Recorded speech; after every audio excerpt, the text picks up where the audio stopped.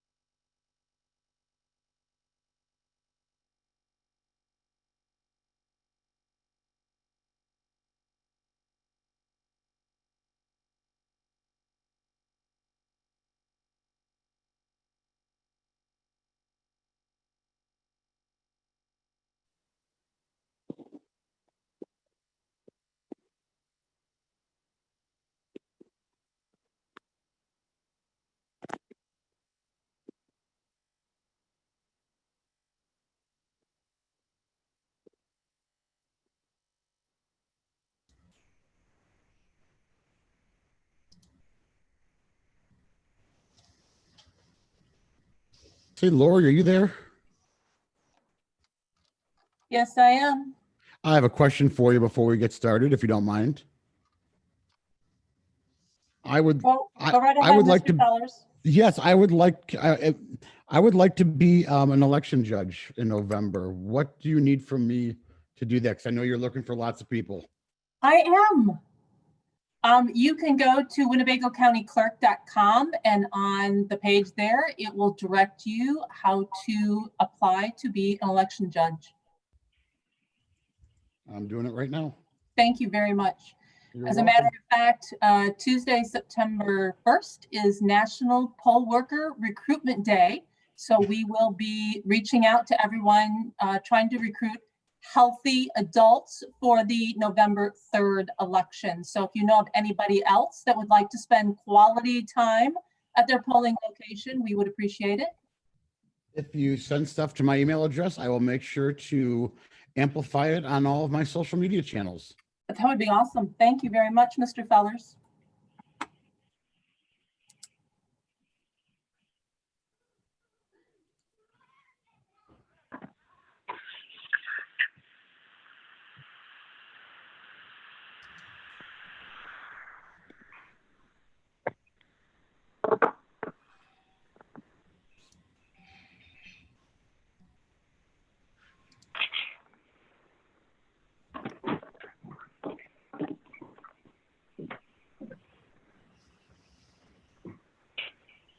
And as long as you mentioned the election, Mr. Fellers, if everybody'd like to have a little bit of an update, on August 1st, we sent out nearly 60,000 applications to vote by mail. Vote by mail is basically the same thing as absentee voting. A lot of people are very confused about the difference, but there is no difference. And we've been overwhelmed with the response to people wanting to receive a ballot in the mail. And again, this is all due to COVID and the virus that we are experiencing right now, trying to keep voters, election judges, and election staff safe. So we are recommending that people utilize the vote by mail option, or they can vote early. We will have our office open on the 3rd floor for early voting starting September 24th. September 24th will also be the first day that any ballots will be mailed. So you will have options. And then on October 19th, we'll be announcing another offsite location for people to vote early. And the 2 weeks leading up to November 3rd, we will have evening hours and weekend hours to accommodate as many voters as possible. So if anybody has questions about voting or the elections or ballots, please be sure to send them my way. But there's a lot of confusion between getting all these applications in the mail. If you get more than one type of application, we prefer that you respond using the one that was sent by our office. And if you voted in any one of the last 3 elections, you would have received an application to vote by mail. Thank you. That is your public service announcement this evening from the Winnebago County Clerk's Office. Lori, this is Angie. May I also ask you another question? Go right ahead. This is for residents of Winnebago County. What about this like the city of Rockford? Are they doing the same thing? We are following the same protocol has been directed by Senate Bill 1863. So they have also sent out applications to vote by mail to any of their voters that have voted in the last 3 elections as well. Will they also have an additional mailbox out in front of their office like we will for drive up? I have not heard them announce any type of drop box at this time. For those who live in the unincorporated areas and other areas where they have to vote through our office, they might want to be aware of the fact that they can drive up and drop off their ballot if they're scared it isn't going to get to you in time of mailing. That's why we're encouraging people when they receive their ballots in the mail on September 24th to vote immediately. Don't procrastinate and push it off for a month and then think about mailing. We're concerned about people waiting till the last 2 weeks before election and sending in their ballots and then kind of overwhelming the postal system. So again, when you receive it in September, make sure that you cast your vote and return it in the mail as soon as possible. Thank you. Thank you.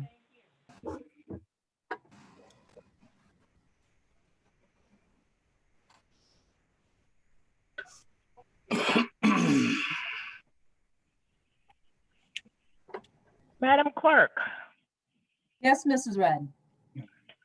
how safe are those drop boxes? I've been asked that. But How safe how- are they? how big? How you- safe? Okay, it's been used right now by the Winnebago County Treasurer's Office, and she has been collecting tax payments in that box since COVID hit. So it is the size of a mailbox. It's bolted to the concrete, and we have surveillance cameras on the box, and I can basically see the box outside our window, so we will be able to monitor it on a regular basis, and we'll be emptying it on a regular basis as well. And so I think we have plenty of protocols in place. I'm trying to anticipate anything that might happen to that box. That's why we're only providing one at this time. Thank you. Thank you. Thank you very much, Clerk Gamow, for that. I may ask you to chime back in on that topic here in just a little bit. glad It's 6 o'clock and we'll go ahead and call our meeting to order. There are no agenda updates. With that, I will ask Clerk Gamow to please call the roll. Thank you, Mr. Chairman. Mr. Kelly. Mr. Kelly, Here. Mr. McDonald, Here. Mr. Neighbors.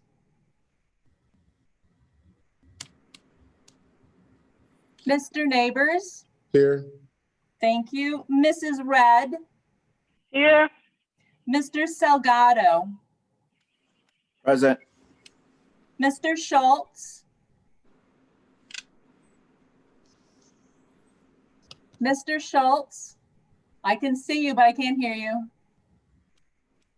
Mr. Tassoni, Present.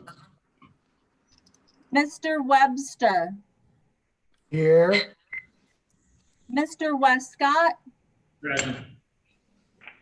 Mr. Zintak, Here. Mr. Arena, Mike's on. I can see you, but I didn't hear you. Here. Thank you.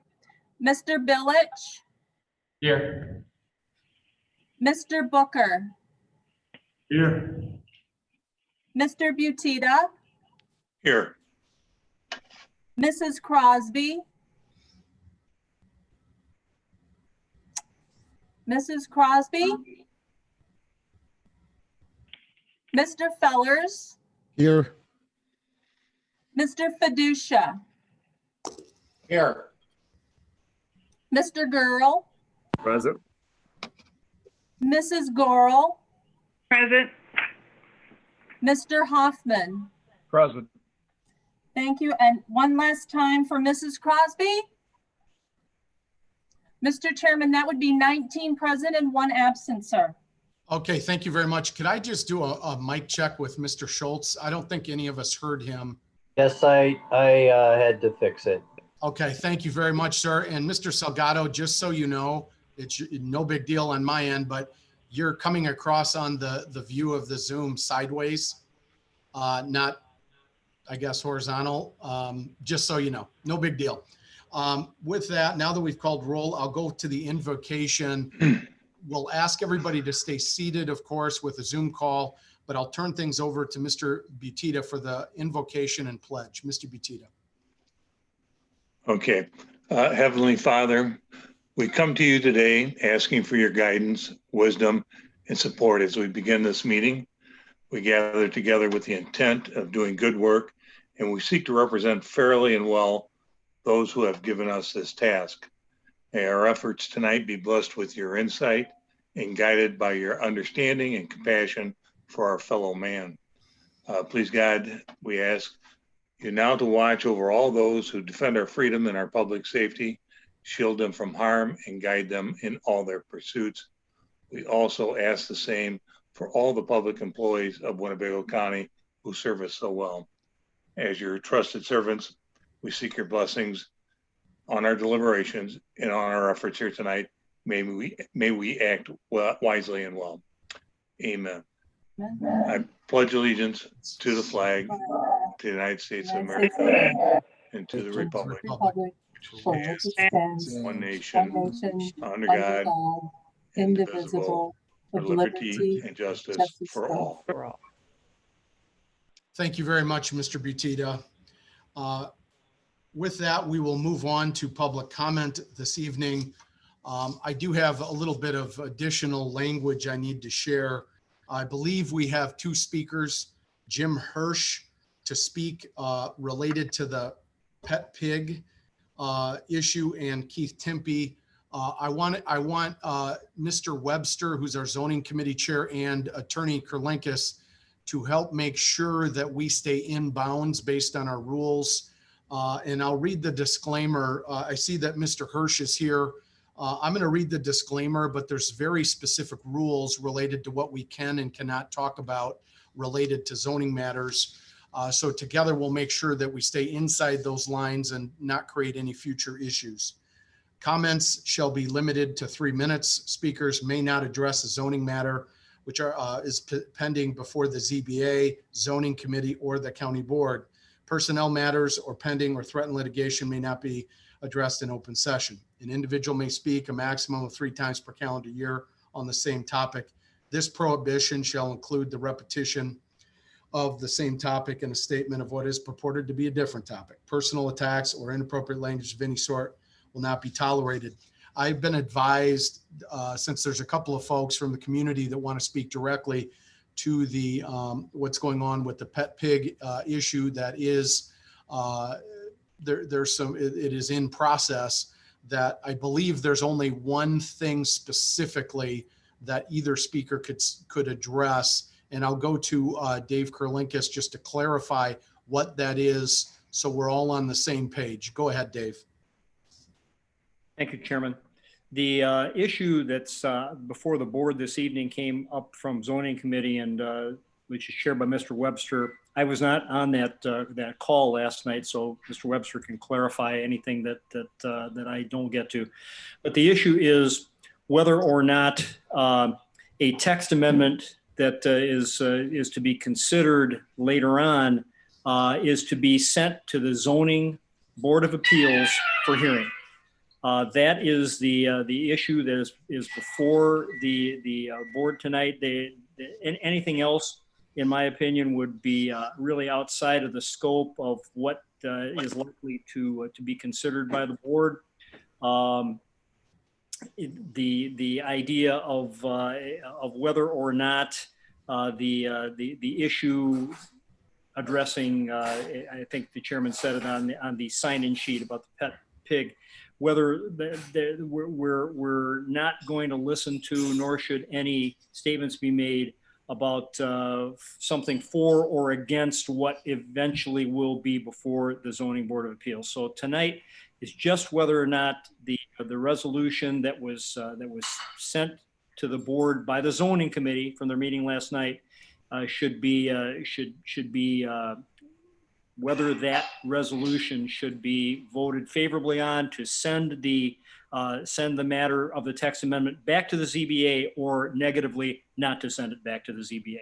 And Mr. Webster, I invite any clarification that you might like to add. Go ahead, Mr. No, Webster. thank you. I think you pretty well said it.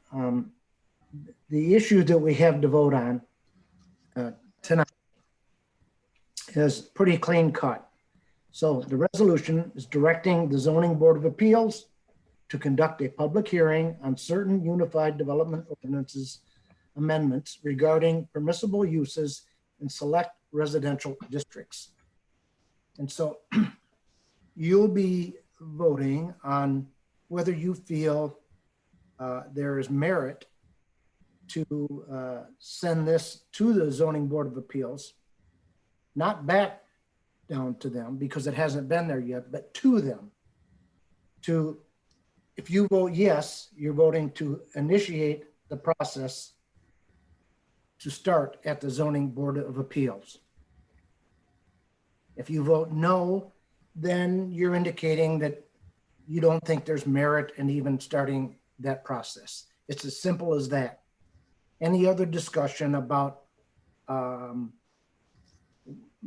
pigs in general, or why pet pigs are better than pet horses, or any of that, is out of the realm of discussion here tonight. Plain and simple. It's a yes or no vote on directing the ZBA to conduct a hearing on a resolution. That's it.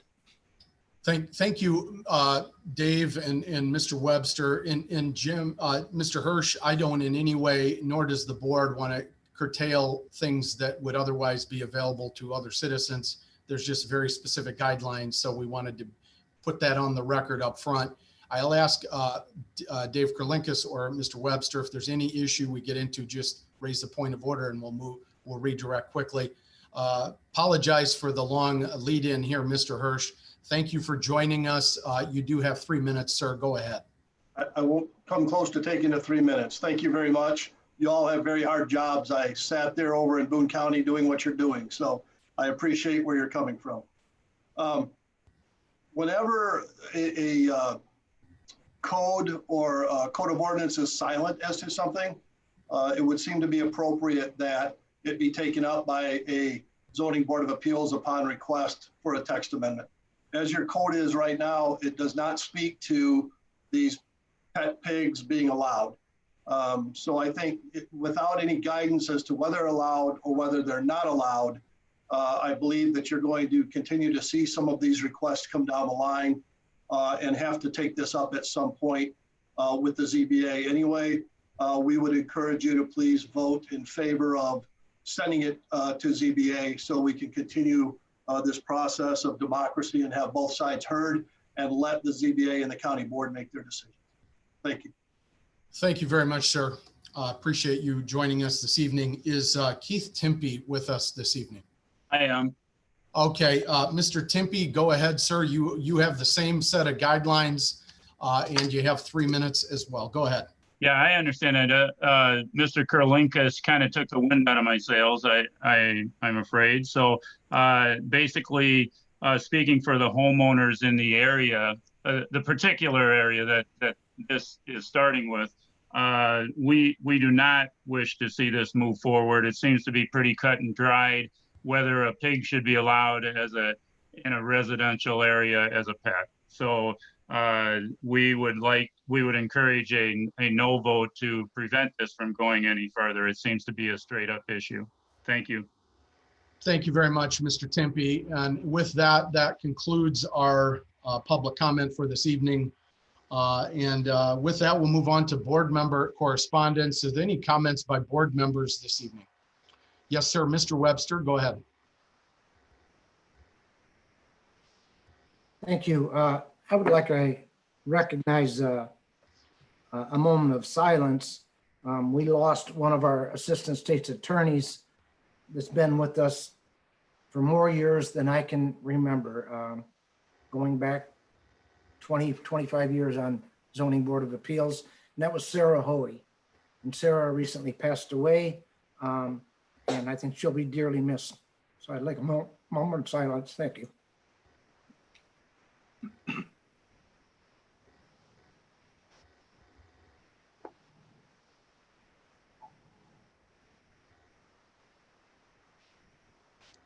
Thank you very much, Mr. Webster. Appreciate your words. Any other comments by board members? I do not see any hands up. I do want to note to the clerk that Mrs. Crosby joined the meeting during the public comment section. Welcome, Mrs. Crosby, and we'll note that in the attendance. With that, we'll move on quickly to the chairman's report. Couple of quick things is today is day 47 since we first initially read in the 4 appointees to community boards And I would encourage the board to seriously consider a vote. If there's a particular individual you do not support or have in mind somebody else for the position, that you could rectify that with a no vote on that particular individual. You may have noticed the email that came through from the Crime Commission this week. Their board did send a note, a letter of support for Reverend Peter Frank Williams. That should have been forwarded to the entire board by staff. But I did want to mention that we're on day 47. I would encourage action around that. I do know we're going to talk a little bit later in closed session, so I'll defer most of what I was going to say on the trustee, except one thing that I think is appropriate for open session. Recently, our new agent had a very successful initial auction, and a lot of good work, a lot of momentum was built in that initial auction. Another action I do want to put on the board's radar is there was a concern a year ago, more than a year ago, that our partners, such as the city of Rockford, when there was issues with properties, would place liens on various properties. And the city council recently voted to waive upwards of $70,000 of liens of program properties. And I think that is what we were aiming for, to free up. They were quality, legitimate liens, but they agreed, and that was important to the board. That was important to us going into this, saying, hey, city, you work with us so we can move some of these properties back on the tax rolls and get everybody a little bit more information, a little bit more tax revenue. So recently the city council did take that action. That's very positive, and that does affect a number of properties, is my understanding. So did want to mention that. I know we'll talk a little bit later. That's all I have this evening. And with that, we'll move on to announcements and communications. Clerk Emma. Thank you, Mr. Chairman. The items listed below were received as correspondence. Thank you very much. And with that, we will move on. We'll place those on file, move on to consent agenda. May I please have a motion on the consent agenda? It involves 4 items: the raffle report, the bills, the approval of the July 23rd meetings minutes, and the layover of the August 13th minutes. May I have a motion? Thank you, Mr. Girl, on a motion, and a second by Mr. Zintek. Thank you. The consent agenda is now before the county board for any discussion or questions, inclusive of those 4 items. Seeing no hands up or hearing no requests to take the floor, are there any board members who are opposed to this motion?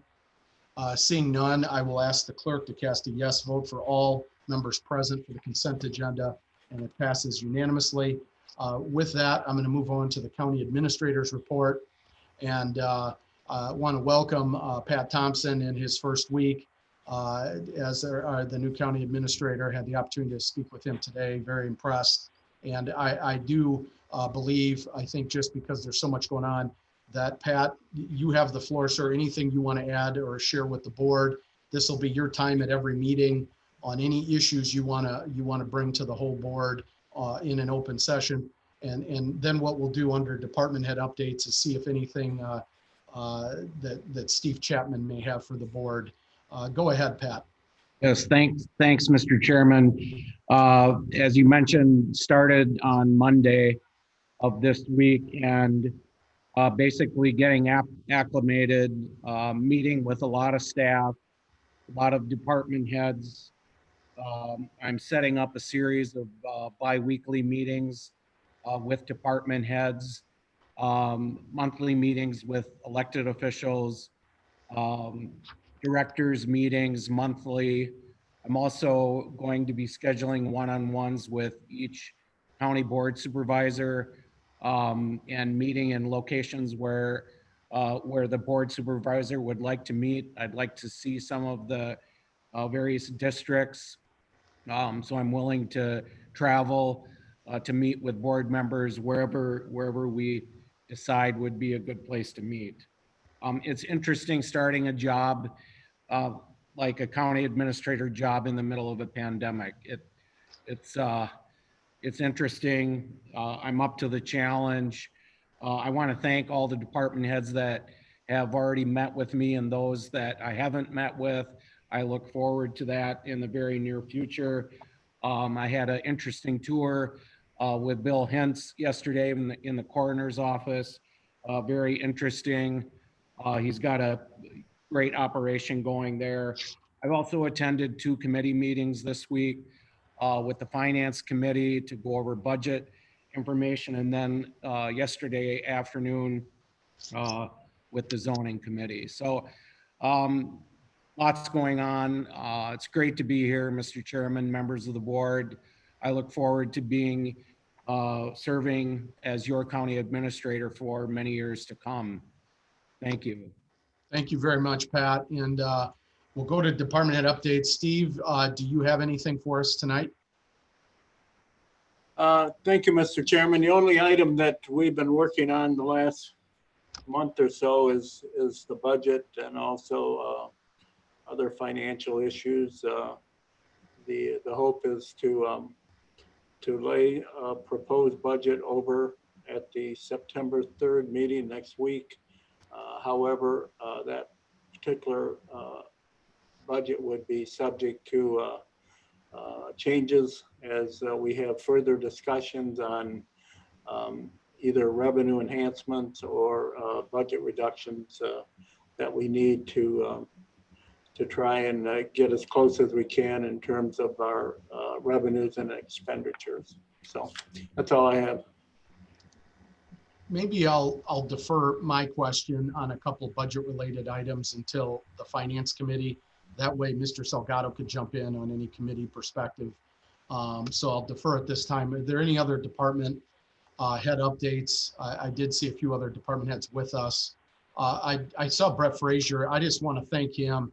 He jumped in on a real thorny issue late last Friday night and was moving around and getting staff moving, and it really helped with a community issue that I think helped a lot of partners and the community as a whole. So thank you, Brett, for swinging into action on short notice, probably at the worst time to be getting a call during your family time. So thank you very much. Are there any department head comments that anybody wanted to add? I do not see or hear any, so we'll move on to unfinished business. A couple of items, the board appointments tabled by the county board July 9th, 2020. Is there anybody who would like to make a motion to take these items off the table? Mr. Neighbors, I see your hand up. I'll take that as a motion to take these the 4 appointments off the table. But I would need a second. I have a second by Mr. Fellers and Mr. Kelly. So we have a motion and a second to take the 4 tabled appointees off the table. And is there any discussion? And I believe we've run into this twice now. We cannot discuss merits or anything like that. So we'll go ahead, I believe, and just have the roll call. A yes vote takes them off the table. A no vote leaves them tabled. With that, I will ask the clerk to call the roll, please. Thank you, Mr. Chairman. Mr. McDonald? No. Mr. Neighbors? Yes. Mrs. Red? No. Mr. Salgado? No. Mr. Schultz? No. Mr. Tassoni? No. Mr. Webster? No. Mr. Westcott? No. Mr. Westcott, I'm sorry. Use a no. Thank you. Mr. Zintak? No. Mr. Arena? No. Mr. Billich? No. Mr. Booker? No. Mr. Butita? Yes. Mrs. Crosby? Yes. Mr. Fellers? Yes. Mr. Fiducia? No. Mr. Girl? No. Mrs. Gorel? No. Mr. Hoffman? No. Mr. Kelly? Yes. Mr. Chairman, that's 5 yes and 15 no. Okay, motion fails to take the 4 appointees off the table. we'll move on to E, F, and G. The only thing I was going to ask, because I don't know, and also I know this usually comes up, is there any update either from staff or committee chair related to the public safety building process or anything related to capital, inclusive of some of the IT? I know the board and staff took care of a couple of IT immediate needs in this fiscal year budget, which is ending. I do believe we're in the range of 9 million of deferred IT in this coming year and maybe the next couple of years in aggregate. I'm just wondering if there's any interplay with any ongoing discussions that maybe we missed as a whole related to public safety, capital, or any deferred IT. And I'll throw that either to a committee chair or Steve, perhaps. Go ahead, Steve. Thank you, Mr. Chairman. As far as the public safety building, we did have a further meeting with the consultants that were assisting us. They were going to go back and get additional estimates on some of the work that had to be done. That was about the time that the COVID hit, and I believe we have some of the estimates. There's other issues that needs to be considered by the board in terms of further discussion on what's actually going to happen with that building, given the price tags that we're looking at. So I would presume once we can get through this budget issues that we can bring that back to the committee and move forward on that. As far as the capital plan, we had started accumulating the information from the various department heads, IT, the Sheriff's Department, and so on. About that time, the COVID hit again, and that particular item is not, we have not been able to pursue any further. It's going to require some sort of bonding. If you remember, we did do the bonds for the highway department to take care of that project out on Baxter Road. We also did the financing on the firewall for the IT department and that, but other than that, there really hasn't been much other discussion, primarily because of focus on other items. Okay, thank you very much. I appreciate that update. Unless there's any other discussion on any of those three items. Oh, Mr. Arena, go ahead, sir. And then I have Mr. Neighbors, Mr. Arena. Thank you, Mr. Chairman. Mr. Chapman, has the city of Rockford vacated the public safety building? I don't believe so. I think they're looking at September or October once their building's completed. And so have we just been collecting rent from them on a monthly basis, or how has that been? What was worked out on that? Yeah, they're continuing to pay on the same basis that they have in the past. Okay, thank you. Thank you, Mr. Arena. Thank you, Steve. Mr. Neighbors. Mr. Chairman, maybe I missed it or not. Did we skip board member correspondence? We hit board member correspondence, but I'm very happy if we're done with this section to give you the floor if somehow that missed your radar when we skipped over it. Is there any other, before I come back to you, Mr. Neighbors, is there anything related to public safety building, capital plan, or deferred IT? I do not see any board members, and unless there's great objection by the board, I'll go ahead and just give you the floor, Mr. Neighbors, for any comments you wanted to make that would have otherwise been under board member correspondence. Go ahead. Thank you, Mr. Chairman. I'm sorry for turning my camera off. I got a serious lag with my internet right now. But I wanted to say something about the 4 appointees. I know time is a precious commodity, and we have 4 members that want to serve the community well. and they're serving the community already. And I think it would be fair to us at the next board meeting to take them off the table, vote them up or down, because, you know, they could move on with their lives and get on another committee somewhere else in the community, or they could serve on the community if someone desires to vote for them. But I don't think we should abuse their time waiting to get on the county board, the county's committees if we don't want them. We should let them go on with their time, because it's a precious commodity, and I don't want the county board to abuse their time. Thank you, and that's all I have to say. Thank you, Mr. Neighbors. With that, we'll move right into standing committee reports. Finance Committee, Mr. Salgado, you have the floor, sir. Thank you, Mr. Chairman. The Finance Committee has 5 items today to present. The first one is a budget amendment ordinance 2020-022 mental health tax fund in the amount of $45,000. This was laid over from August 13th, so I put the motion in place.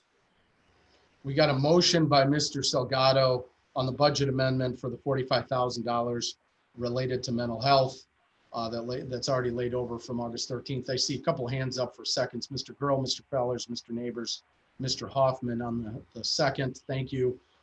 This budget amendment is now before the board. Any discussion, maybe a quick 20-second overview, if you'll indulge us, Mr. Salgado? Yes, this is pretty much a standard procedure that we have to do. It's a budget amendment that obviously was not part of the budget. So we're just following procedure on that $45,000 advancement that we provided the mental health that was already been passed. This is just a budget amendment as part of that. It wasn't part of the budget. So that's all it is. Understood. Okay, thank you. Any discussion or questions by board members? Seeing none, are there any board members who are opposed to this motion? I do not see or hear any opposition, so we will cast a yes vote for all members present. Thank you very much. Motion passes unanimously. Mr. Salgado. Thank you, Mr. Chairman. The next item that I would like to move, it's number 4, next on the table to talk about is resolution identifying acquisition contracts to an installment purchase agreement Hawthorne entered into by the County of Winnebago, Illinois. And I so move. Okay, so did item 4, resolution identifying the acquisition of contracts. Gotcha. You're skipping 3 for now? Yep, as I mentioned that I'm going to move it up to before 3 and 5. Oh, I apologize. Gotcha. So we have a resolution by Mr. Salgado. I'm sorry, a motion by Mr. Salgado and the resolution identifying acquisition contracts for purchase agreement. Can I have a second, please? Thank you, Mr. Hoffman. We have a motion, a second on this resolution, item 4 under Finance Committee agenda. Any discussion by board members? Seeing none, are there any board member? Oh, I'm sorry, Mr. Arena, go ahead, sir. Can you explain a little bit what this is about? I don't quite understand it. I'll give the floor to either Steve or to Mr. Salgado. Steve, go ahead. Thank you, Mr. Chairman. This relates to the acquisition of the firewall software that we purchased through the loan from the Stillman Bank. The bond attorneys indicated that as part of the process, we need to approve this resolution, which just identifies the 2 purchase orders that were issued for the $400,000 to install and acquire that equipment. So it's more of a housekeeping matter that the attorneys would like us to do. Got it. Thank you. Any follow-up, Mr. Arena? No, thank you, Mr. Arena. Thank you, Steve. Any other discussion or questions by board members? Seeing none, are there any board members who are opposed to this resolution? I do not see or hear any opposition, so I will ask the clerk to cast a yes vote for all members present. Motion passes unanimously. I'll go back to Mr. Salgado. Thank you, Mr. Chairman. The next items are 3 and 5. Believe there has been a discussion. One, I'll read that in first. The budget amendment ordinance on the sheriff's $2.7 million, and then the resolution identifying revenue increases for the 2.7. I believe there's been some talks about essentially item 5, which is the resolution identifying the increase of where that sources are going to come from and stuff like that. So before we do anything, I believe I would like to see if there's a motion to lay these over to the next county board meeting so we take action on those items. There's been some questions about where the funding source for item number 5. They both go hand in hand. And so I just would like to see if there is anyone out there that wants to lay these over. If not, we'll take a vote on it today. I see a hand up. Mr. Arena, I'll take that as a motion to lay over item 3 and 5, the budget amendment, and then the resolution identifying revenue increases. So it's a motion by Mr. Arena. May I have a second to that motion? A second by Dorothy Red. Second by Mrs. Red, Mr. Neighbors, Mr. Webster, and Mr. Girl. So we have a motion and a second to lay 3 and 5 over, both related to the sheriff's budget. Is there any discussion on the motion to lay over? Yes, sir, Mr. Arena. I just want to make everyone aware who may not have been part of all the conversations at finance. Mr. Salgado had mentioned that when he was with the Park District that they had done a survey of the community to get priorities, direction as far as what are the priorities of the community. And what we have been discussing is possibly doing the same thing here. So we have a better sense of, would revenue increases be acceptable? If there's going to be cuts, where would those cuts come in? So I just want everyone to be aware of the direction of the conversations we've been having. I think that there would be a lot of benefit in getting that feedback from the public. Thank you. Mr. Arena, just to follow up, so I understand your point, would you say that survey would happen in the next 2 weeks, or are you saying that's more of an intermediate term goal? I don't know. Mr. Salgado was getting the contact information for the firm who performed the survey for the Park District. We would have to discuss with them, find out what the costs are, find out what time frame is. So we're in the just investigating stage of that option. And, Understood. If this ends up having to be laid over further to get this resolved, I don't think it's going to have any. This is pretty much just an accounting issue at this point. The money's already been spent, so it's not holding up anything on the sheriff's end. It's just how we're going to manage the budget amendment moving forward.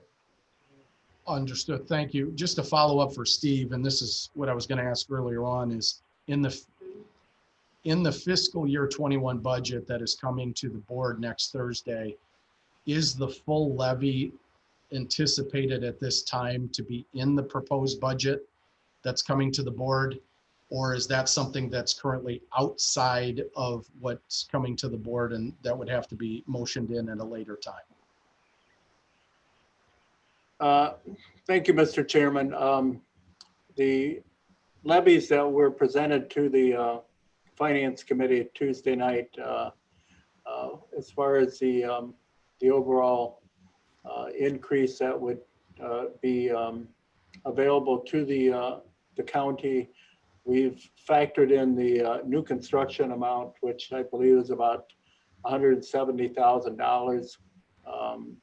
There's still another $900,000 that would be available if the board so chose to go the full PTEL amount and so on. That is going to be part of the discussions in September if we want to go forward with that that increase. Okay, understood. Mr. Fellers. Thank you, Mr. Chairman. I'd say in regards to laying this over, I mean, at this point, this is a stalling technique, right? This budget, this fiscal year is almost over. And while I think the idea of surveying the community on what their priorities are is admirable, none of this is going to get done before the end of the fiscal year. So I say, forget laying this over. Let's make a vote on these. Make the point we want to make to the sheriff about continuing to overspend his budget, continue to bankrupt this county, and move on. There's no need to keep this thing going. Let's just end it. Any other, thank you, Mr. Fellers. Any other discussion by board members? The motion, and I'm sorry, I kind of went off track myself with my question for Steve. The motion is whether or not to lay over. A yes vote would lay both 3 and 5 over. A no vote would keep it here for action this evening. Any other discussion or questions by board members?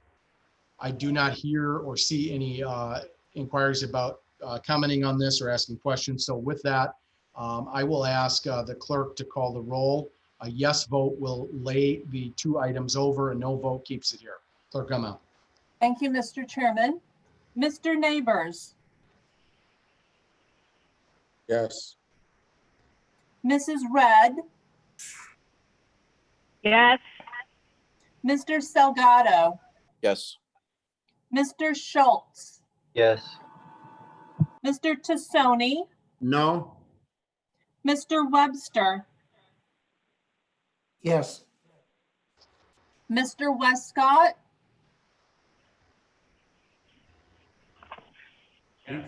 Yes.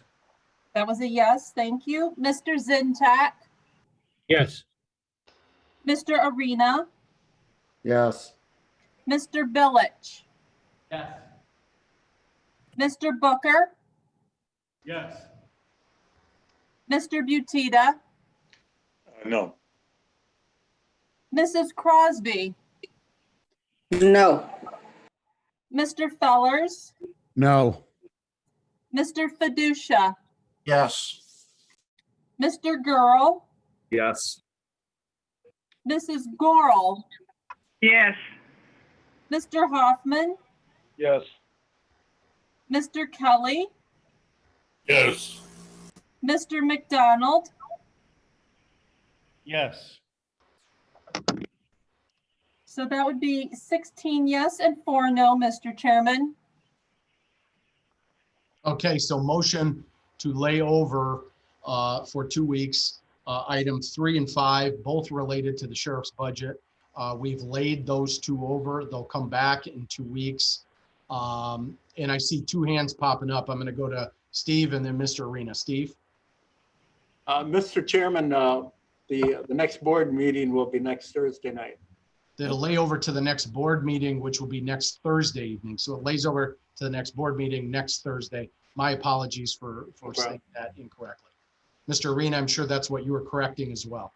That is correct. Thank you. Okay, good. Next Thursday, these 2 items will be before the board the same evening that I believe will be unveiling the proposed fiscal year 21 budget. I'll go back to Mr. Salgado. Motion to lay over 3 and 5 passes. Mr. Salgado.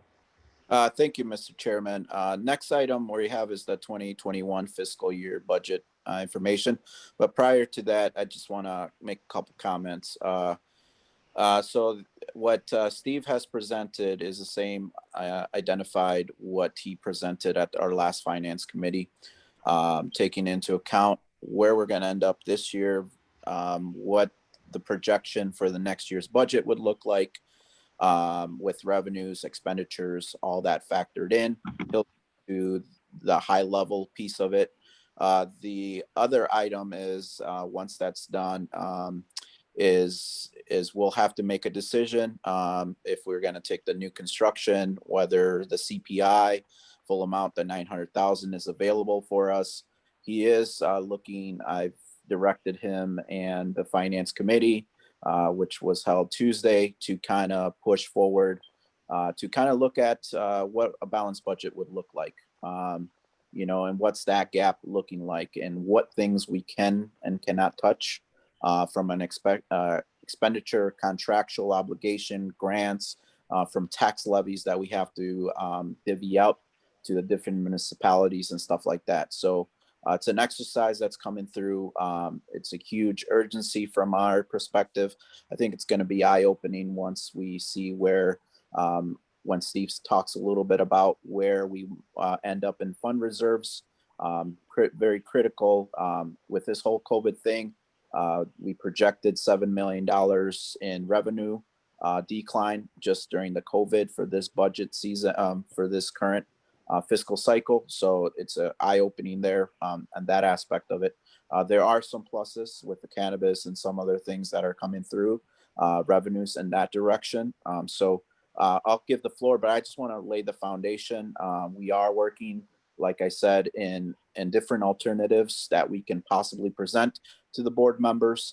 It's going to be something difficult to swallow in the coming next 2 weeks going forward until we get a final draft for the budget. So I want to hand it over to Steve, but I just wanted to put in some words before he gets into his synopsis. Thank you. Steve, do you have anything you want to add? Yeah, thank you, Mr. Chairman.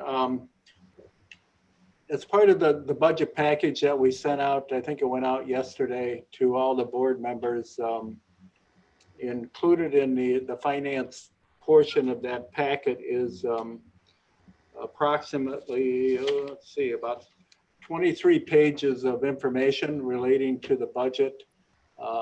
These particular items have been presented to the Finance Committee, I believe, at their meeting the previous week and the meeting that we had on Tuesday. I believe both of those meetings were recorded.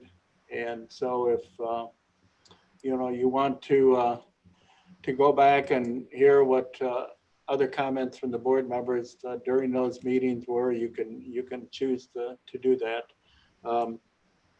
We looked at strictly both the general fund and the 1% fund. We're still summarizing all the other different funds. If you remember, we have about 150 different funds that we have to deal with. So putting together a budget is no small task, given our staffing and everything else, all the other obligations that we have. The first page that we presented to the committee dealt with where we anticipated being at the end of 2020, the end of September. You have to remember that even though the fiscal year may end as of that date, many of the revenue sources that we receive don't actually get received until October, November, December. We're on an accrual type basis, and it depends upon when the revenue is actually earned and when it gets recorded based on the accounting principles that we follow.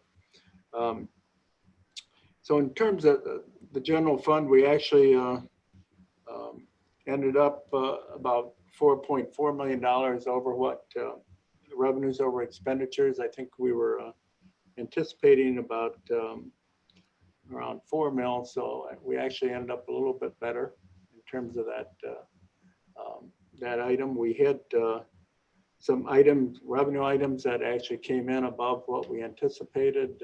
One of those being the sheriff's contracts with the federal prisoners. That brought in about $1 million more than what we had anticipated.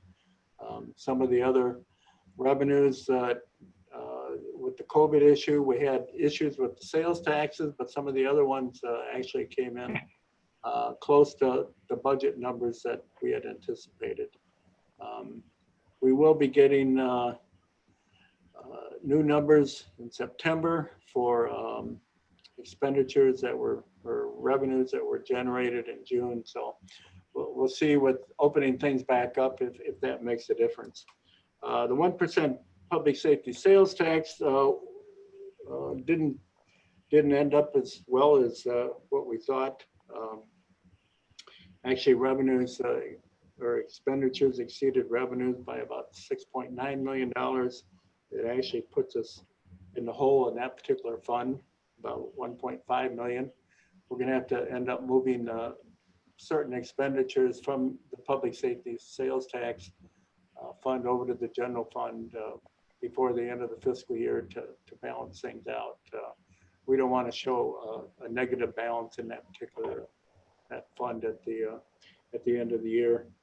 The total combined fund balance, if you add both of them together, is about $23,700,000. And if we just strictly look at that as a percentage of expenditures, is about 28%. One thing that we also need to take into consideration that our auditors pointed out to us when they gave our report was the negative cash flow from the nursing home that impacts that 28%, which would probably put us probably below the 25% that we're trying to achieve. So the second page is the budget summary for 2021. These are based on the budgets that were submitted by the departments, from the sheriff, all the other individual departments, what their particular requests were.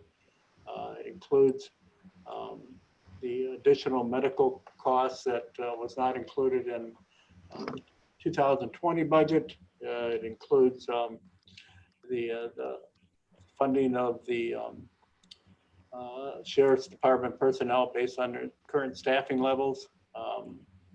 What I wanted to do is get all the requests together and show that as a reflection of the revenue, so we really know where we need to be.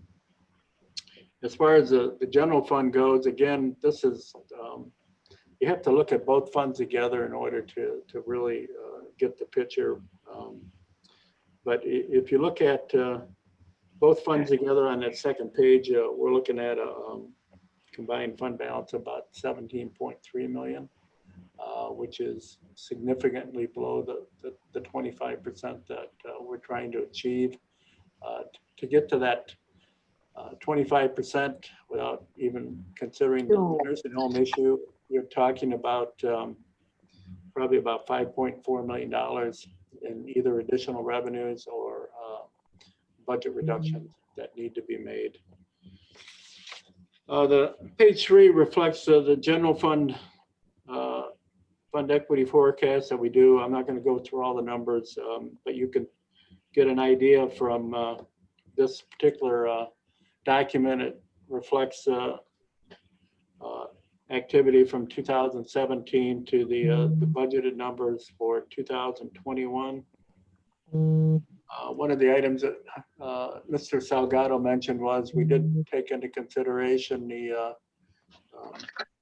the cannabis sales tax, which started July 1st. We won't see any of that money until I think October, if then. So it's hard to say what amounts are going to be generated through that, but we did take that into consideration in terms of the revenue side. Pages 4 through let's see here. 4 through 12 is a detail of the revenues in the general fund.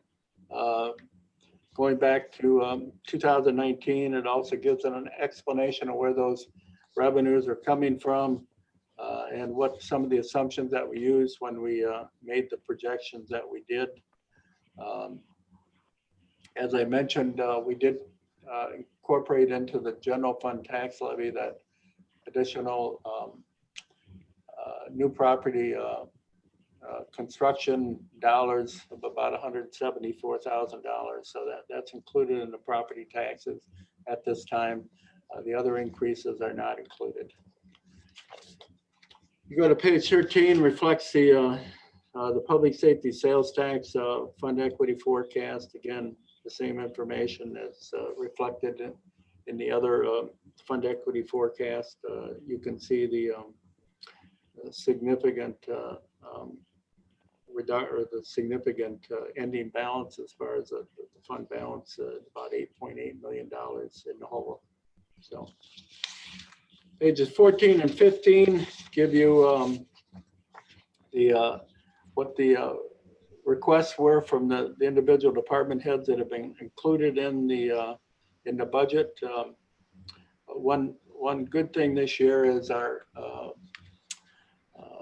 health insurance costs appear to be stabilized, and we're probably not going to be increasing those at all. We've got a new pharmaceutical provider coming on board in January, and our claims have been better than what we expected. We only have a couple of what we call stop loss claims at this time. So I'd thank Deb Crozier for her work in trying to secure those contracts that we have. The numbers also reflect what the 2020 budget was, the original budget that was approved by the county board before any amendments last year or this year. So pages 16 through 20 just are kind of a comparison by department and why maybe budgets increased or decreased. You got to remember this year we have 3 elections, which Ms. Gumbel is going to have to try and get through, including the one in November. So we have to budget for all 3 of those elections. Possibly the primary in February may not occur, but we have to budget for it, similar to what we've done in the past. So page 20 just reflects the individual tax levies that we have that are being proposed at this time. Actually, the assessed valuation is actually going to be going up about 5%, which is good. Reflects a good housing market, stable prices in the housing market, so that helps the keep the assessed valuation going. Pages 21 through 23 reflect the host fee fund.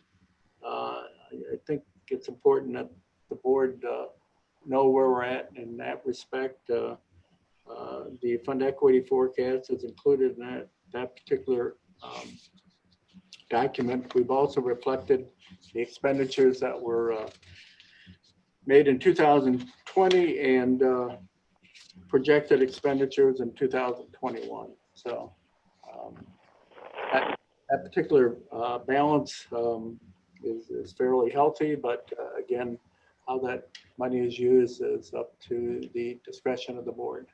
So are there any questions for anyone?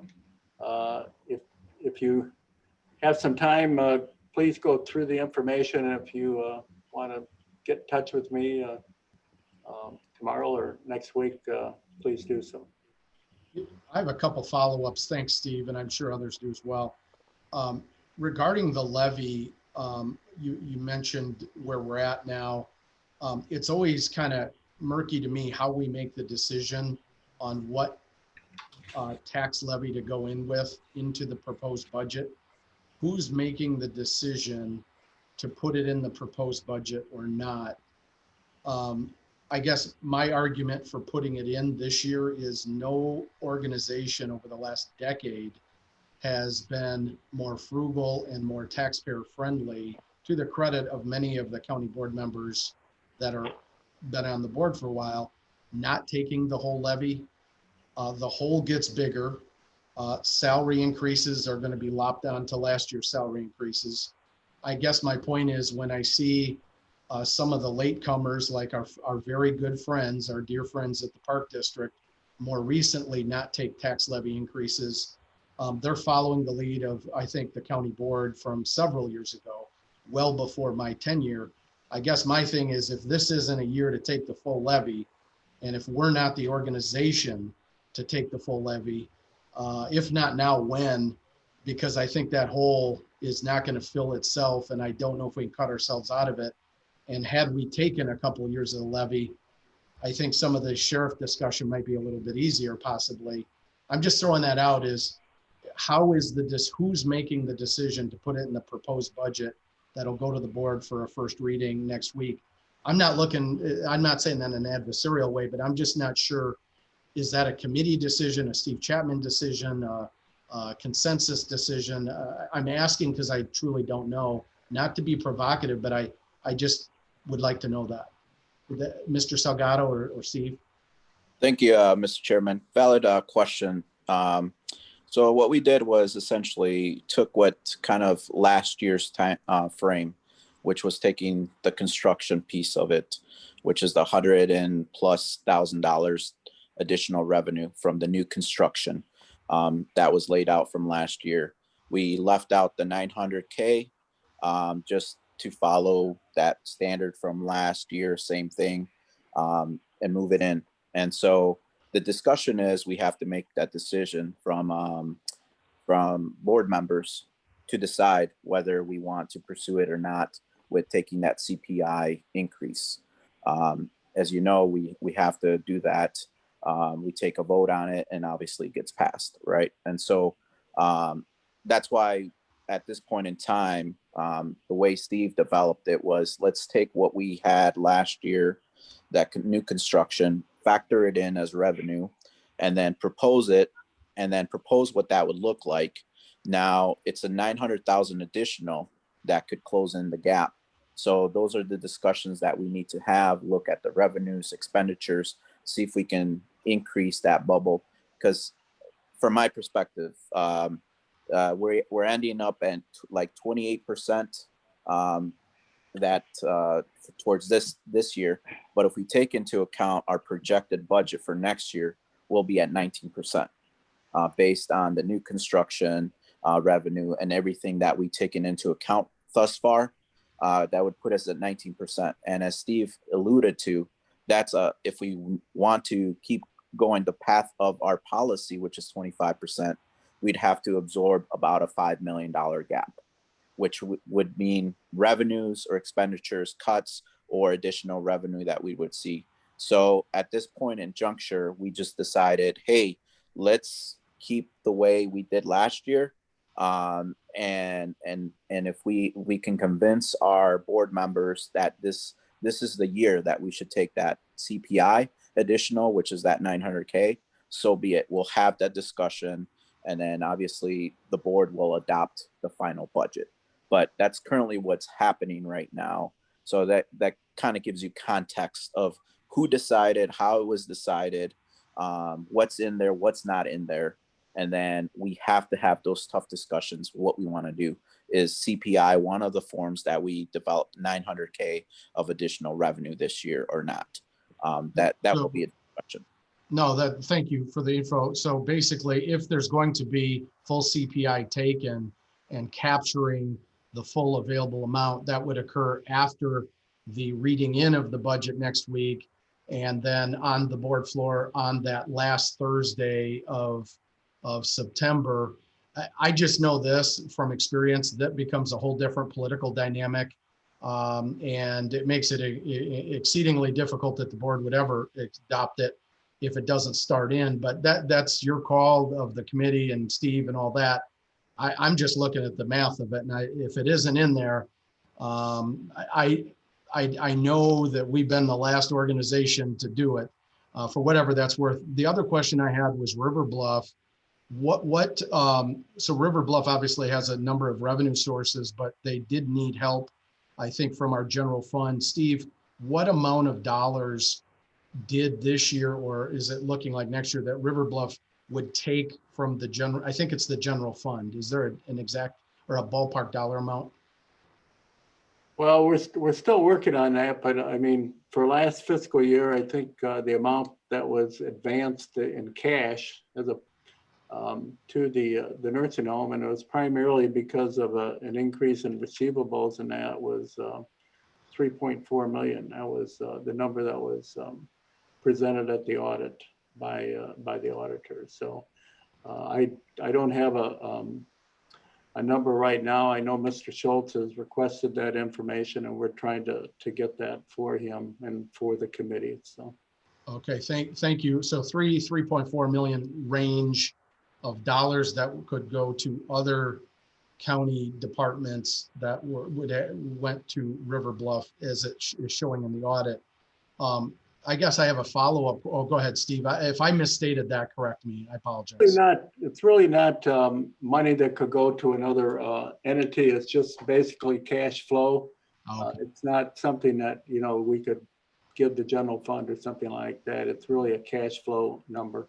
Okay, so I misspoke. I apologize.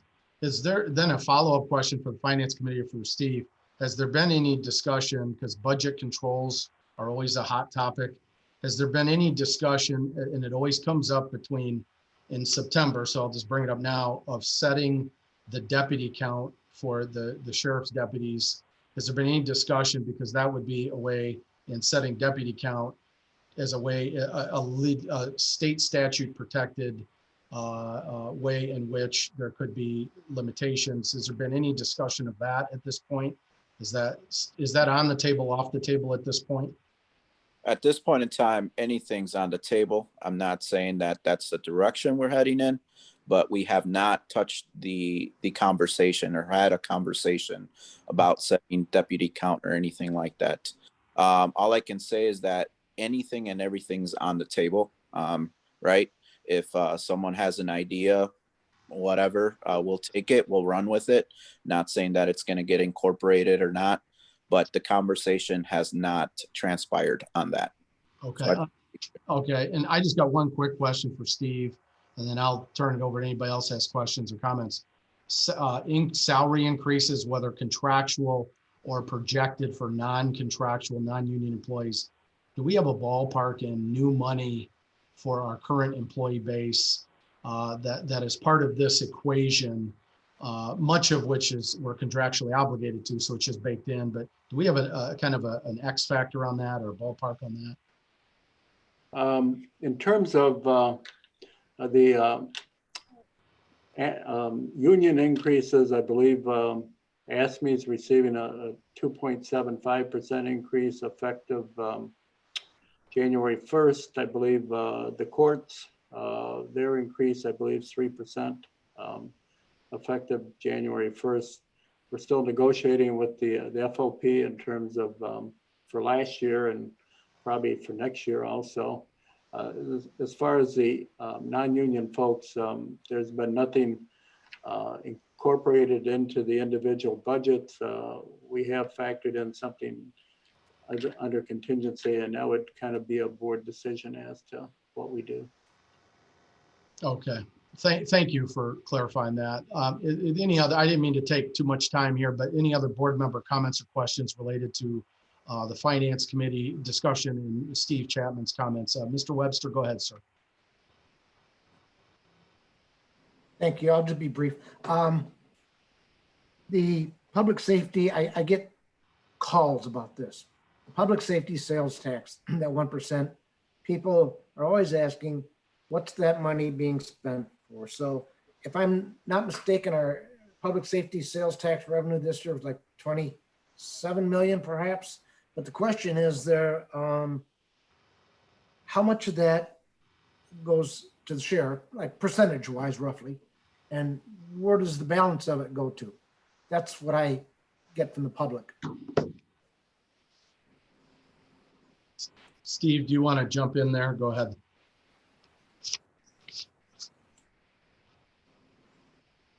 Sure. I guess I look at it from the standpoint of what's actually been proposed in the budget as opposed to the revenue side. And I believe the 2021 budget is a little over $30 million. That's what the proposal is. If you look at what's being funded for the sheriff under that public safety sales tax budget, which also includes the health insurance, which is a separate department than what's incorporated for the sheriff. It's about 23.9, which is about 79% of that 30 million. The other departments that get funded out of there are the state's attorney, public defender, circuit court, probation. We fund the drug courts and the alternative program. So that makes up the balance of the expenditures. Thank you. I just wondered curiously, would it be appropriate? Because we know we need updates and so forth in IT.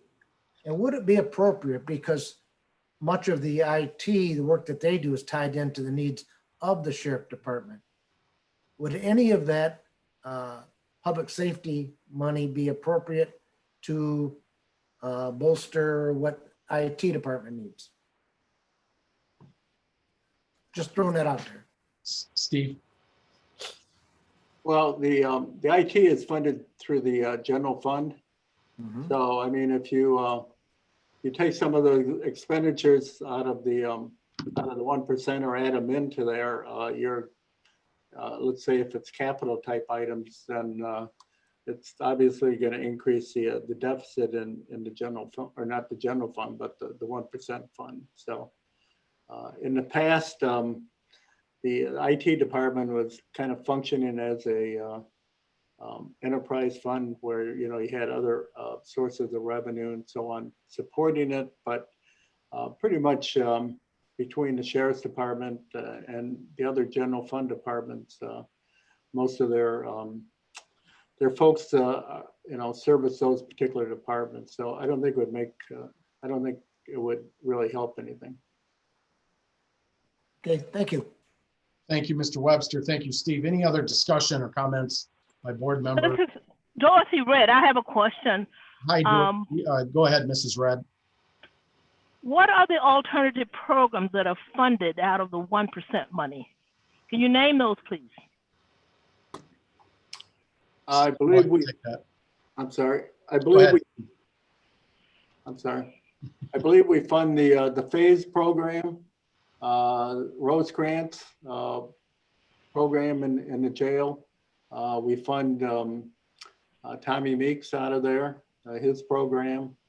And I believe this current year we have funding in there for the mental health triage program that's operated by Rosecrans. That'll be coming to the board here hopefully next week. So it's those 4 programs. Are there any community programs for youth? No. Okay. Thank you. Thank you, Mrs. Red. Thank you, Steve.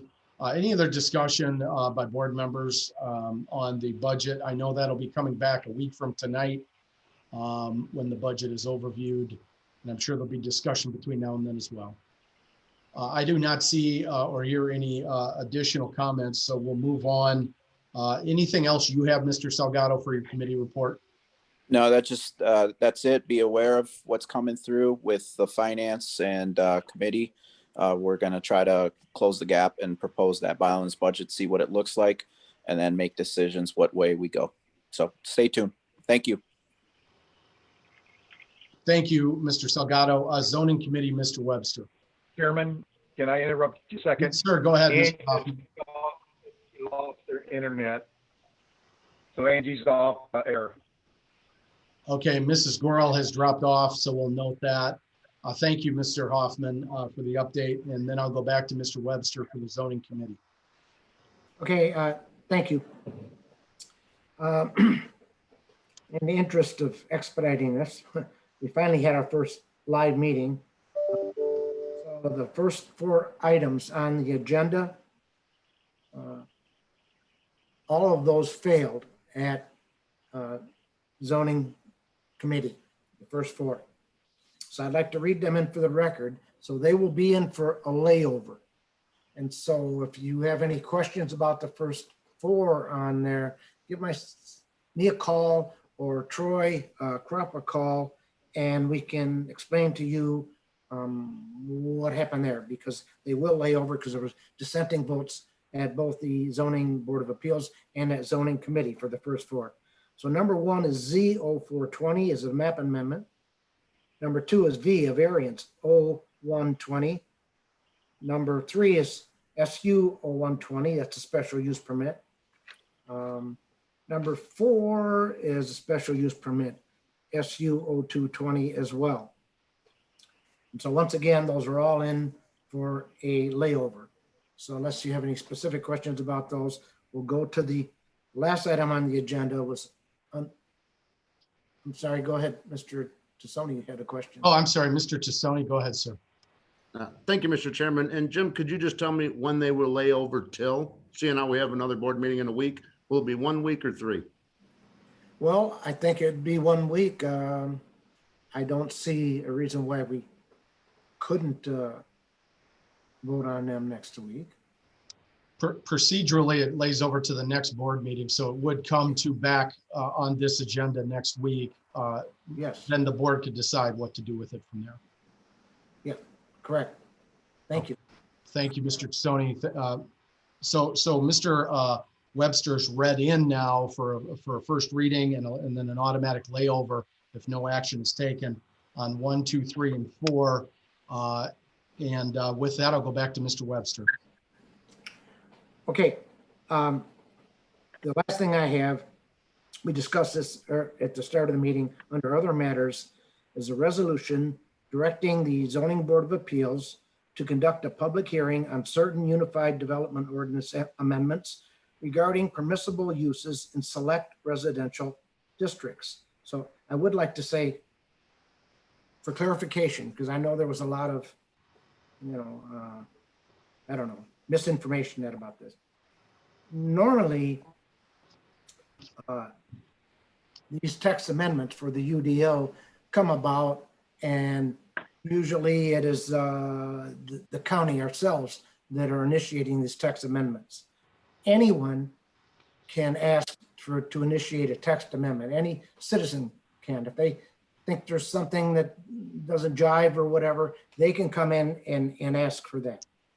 Normally, it doesn't generally happen from the general public, and normally with the county asking for this, usually it's things that we have seen where a need to amend our code.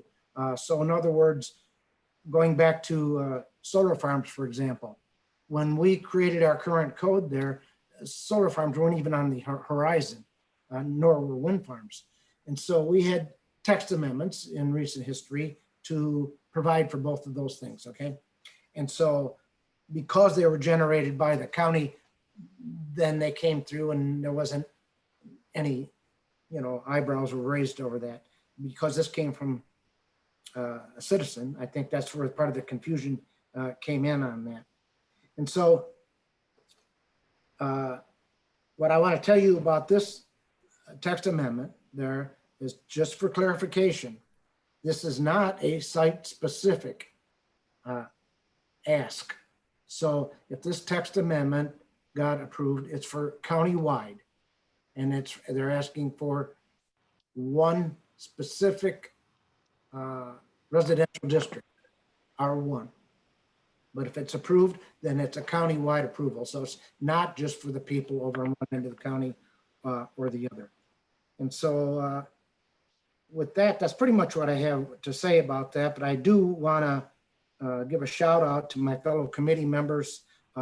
It could have been even more difficult than it was last night because of the confusion, but I think it went very well. And I want to thank in particular Tim Neighbors and David Kelly for helping to intervene there and helping me explain this to the folks that were there, because it could have been more difficult than what it was. And I want to thank John Gilberti there. He was from the state's attorney's office there, and we asked him to weigh in on legal matters, and he was right there for us, and I appreciate that. And finally, I was happy to see our new administrator, Patrick Thompson, there showing an interest in what we do there at zoning, because for many people, it's not a very interesting subject. It's like quantum physics, and they don't want to know anything about it. So with that, I've read that in, and so it's an up or down vote to send this to the Zoning Board of Appeals or not. And I should, by saying this, if it goes to the Zoning Board of Appeals, they will, with staff assistance and guidance, then they would craft the ordinance. Then it would come back to the zoning committee. We will look over what they did, and we can agree with what they did, or we can make changes aplenty on that. And then after that, it's going to come back to the county board for a full vote. And on the board floor, changes could be made to that as well. And so if it goes back to zoning board of appeals, if you feel has merit there, it's going to be a lengthy process, and you won't see the culmination of this till likely January or February of next year. So with that, I'll take that as a motion by Mr. Webster, if that's okay, on the resolution directing the zoning board of appeals to conduct a public hearing on certain unified development ordinance amendments regarding permissible use in select residential districts. May I have a second? I have a second by Mr. Neighbors and Mr. Kelly. So we have a motion, a second on this resolution. And now it is before the board for discussion or question. Before I go to Mr. Kelly, what was the vote out of your committee, Mr. Webster? that failed in committee. There were 3 no votes, 2 yes votes. And so your vote tonight will be, a yes vote will be sending it to the Zoning Board of Appeals to start the process. A no vote is saying that you don't think it has merit to even deal with it. Yes goes to ZBA. No, it doesn't. Thank you very much. Mr. Kelly. Thank you, Chairman. Why the hell not let the community speak about what they'd like to do? Whether Vietnamese pot-bellied pigs have been around for a long time, and it's accepted in a lot of cities bigger than Rockford. Why not let the community speak? Why not have a hearing? That's all this resolution. Point of order. That's all this resolution is about, is whether or not to have a hearing. So we have a point of order by Mr. Webster. What is your point of order, sir? The point of order is that we're not getting into a discussion about the merits of the pig or not.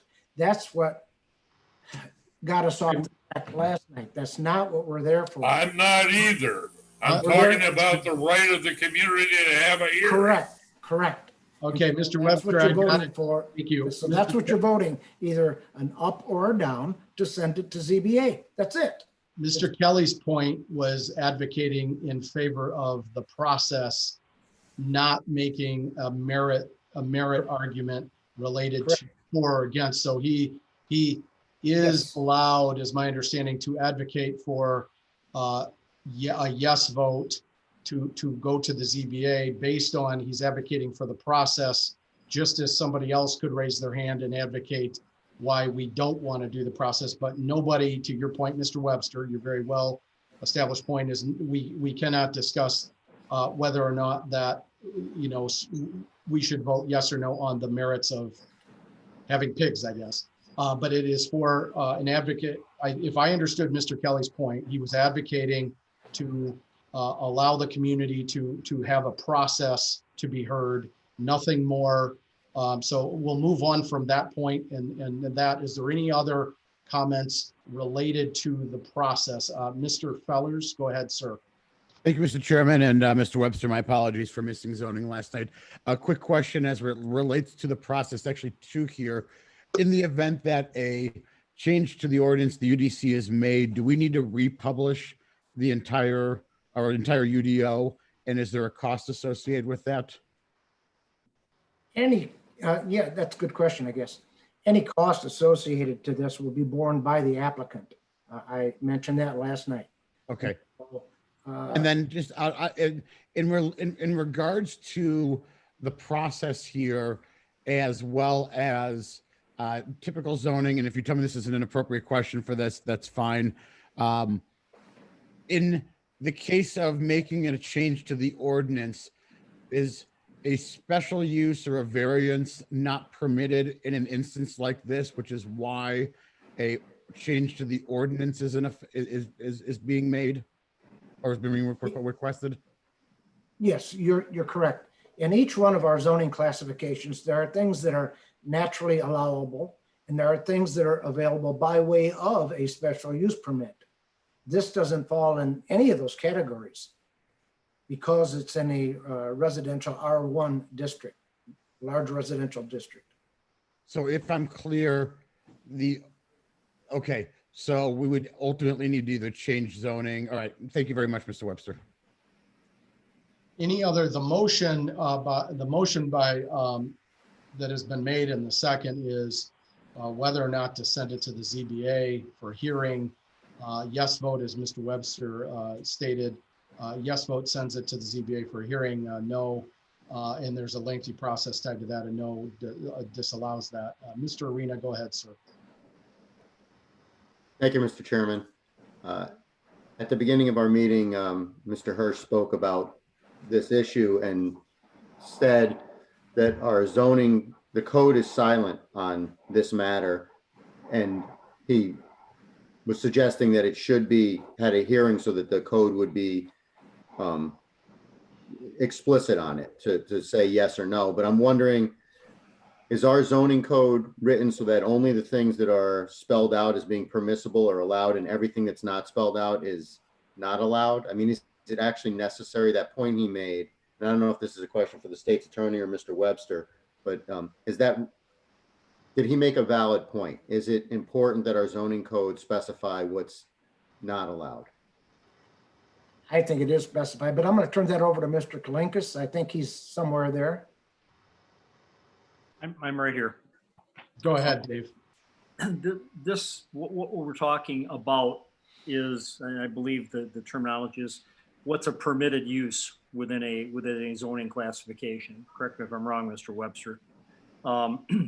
This particular use that they're talking about, as Mr. Webster said, is not contemplated in the zoning classifications that we have, which are residential that we're talking about. So I don't think you have to exhaustively put down which uses are permitted and which aren't permitted. This is an application for a text amendment that would add this as a permitted use in certain residential areas, and that's the way I saw the resolution that was presented last night.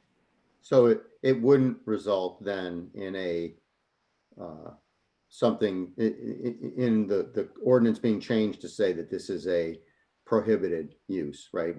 It wouldn't result in that. If it went back to ZBA, they would just decide whether or not to change the code to make it a permitted use. I believe so, yes. Okay, thank you very much. A follow-up from Mr. Fellers. Thank you, Mr. Arena, Mr. Fellers. Thank you, Mr. Chairman. I mean, Mr. Webster, I think it was a great question by Mr. Arena, and I've got a follow-up on that one. Are there other zoning classifications in which this is specified as a permitted use? Sure, agriculture. Okay, so in that sense, then, because this, and maybe this answers Mr. Arena's question, because it's permitted in other zones, but not mentioned as permitted in this zone, that would then, in theory, clarify that it is something that is not permitted and doesn't necessarily need additional clarification. Is that accurate? I would say it doesn't need additional, because when you look at our code and you look at all of our zoning classifications, starting with ag 1, ag 2, and so forth, livestock is allowed in all of those. When you get into our residential classifications, which include RA, that's a misnomer. That's a residential classification. There, horses are allowed. But still, there's no provision for pigs or cattle or anything else. And so if it's not specifically spelled out in there as an allowable use, when you look up and down the columns that are behind there, it specifically says what's allowed and what isn't. If it's not listed in there, then there's a column that says, is it listed permissible under a special use or a variance? If it's not under any of those, then it's nowhere to be found. That's when the amendment resolution comes into play. Thank you, Mr. Webster.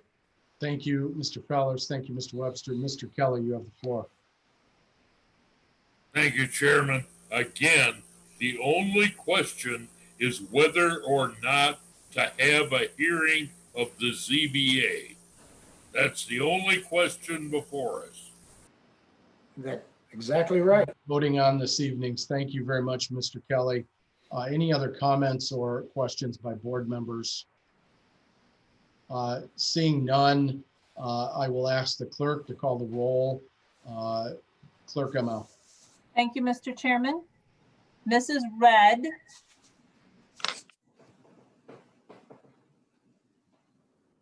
Mrs. Red. No. Mr. Salgado. I'm a no. Mr. Schultz. No. Mr. Tassoni. Yes. Mr. Webster. No. Mr. Westcott. I'm sorry, I didn't hear you, Mr. Westcott. No. Thank you. That was a no. Mr. Zintak. No. Mr. Arena. No. Mr. Billich. Yes. That was a yes. Yes. Mr. Booker. No. Mr. Butita. No. Mrs. Crosby. No. Mr. Fellers. No. Mr. Fiducia. No. Mr. Girl. No. I believe, is Angie Gorel still off the meeting? I think so. Okay, thank you. I believe she is still off. Mr. She's, Hoffman. She's joining right now, Ms. Gamal. Okay, I will come back to Mrs. Gorel. Mr. Hoffman. No. Mr. Kelly. Yes, I guess I was on the wrong side of that one. Mr. McDonald. No. Mr. Neighbors. Oh, And Mrs. Gorel. She appears to still be connecting. Well, I think we know which way this one's going to fall. So I believe the motion has failed. So the resolution has failed. So I'll come back to Mr. Webster. Any other items in zoning? No, I want to thank all of you because you're going to get a lot of phone calls on this. And I think that the committee did a good job once again, and I really appreciate what Mr. Kelly and what Mr. Neighbors did, and Ms. Gorel as well. And Steve was there for a backup. That was really a good team involvement there, and it was interesting conversation. And so thank all of you. See you next week. Thank you, Mr. Webster. Next item of business is the Economic Development Committee. Mr. Billick. Thank you, Mr. Chairman. We don't have a report tonight. However, we will be having a meeting very shortly. I did see that you put later on as a discussion point for the Greentown request, and I've already discussed with Mr. Dornbush, and we are actually working on that. So I do have to see exactly which status we are on a couple other items that we wanted to bring at the same time. We should be having a committee meeting very shortly within either the next week or the week after. So I wanted to say that out there. Good. That covers the two items under new business, the Greentown Conference and the RACVB request, two small host fee requests. If you have it and that's being worked on, then there's no need to cover it under new business. Thank you, Mr. Billick. Operations Committee, Mr. McDonald. Thank you, Mr. Chairman. Operations has no report for this evening. We do have a meeting scheduled for next Tuesday. For those of you on operations, Mr. Chapman was asking me this evening if it could be Zoom or in person. So I'm gonna try and get a hold of everybody on the committee tomorrow to figure out which way the majority wants to go, but there are just two items for us to take care of. That ends the report. Thank you. Thank you very much. Next item of business, Public Works Committee, Mr. Tassoni. Thank you, Mr. Chairman. This evening, your Public Works Committee has 7 items on the agenda. And as I read through them and move them, I would also ask to speak to each of them individually as well. The first item on the agenda is Resolution 20-026. It's a resolution authorizing the execution of an agreement with the state of Illinois and the appropriations of MFT funds for improvements on Perryville Road at Business US 20 East State Street. It's a cost of $25,455, and I would so move. Got a resolution by Mr. Tassoni, 25 grand and change on Perryville Road. May I have a second? Mr. Girl, Mr. Webster, Mr. Neighbors, thank you. I'll go to Mr. Tassoni to give a quick overview. Thank you, Mr. Chairman. The state of Illinois intends to improve this intersection with dual turn lanes, more through traffic, curb, sidewalk, bike lanes and whatnot. And the county share of that 25,000 is a matching funds, I believe, along with the city for traffic light improvements. Okay, any questions for Mr. Tassoni or the Public Works Committee? Seeing none, are there any board members opposed to this motion? I do not see or hear any opposition, so I will ask the clerk to cast a yes vote. For all members present, motion passes unanimously. Thank you, Mr. Tassoni. Thank you, Mr. Chairman. Our next item on the agenda is Resolution 20-027. And it's a resolution to reject bids for upgrade of street light fixtures with LED luminaires along various county highways. And I would so move and speak to it as well.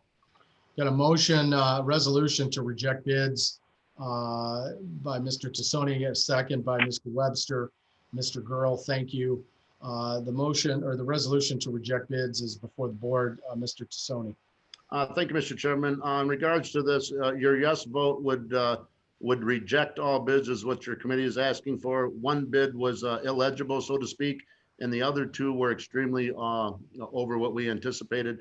So your county highway department is going to restructure that scope of work and go out for other bids. We got a motion to a resolution to reject bids in a second. So any other questions or comments, Mr. Neighbors? Oh, go ahead. Take your thing off mute. There you go. I just didn't realize we had already seconded. Okay. Yep. We have second. Item is before the board. Any discussion or comments?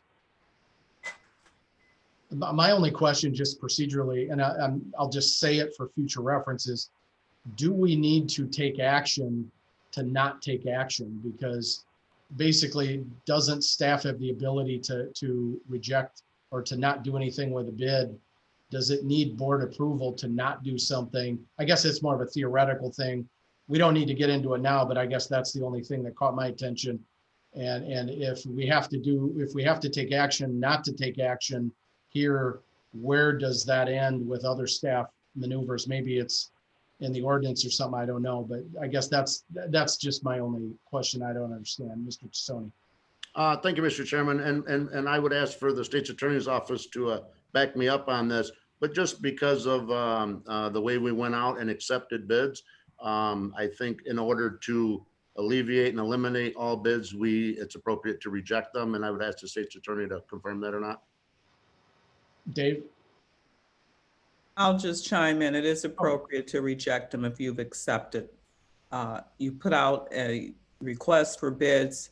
The legal way to reject those is to let them know that they're rejected and to let the person that you've accepted the bid from know that you've accepted that bid. That's full transparency. So Mr. Tassoni is following the proper procedure.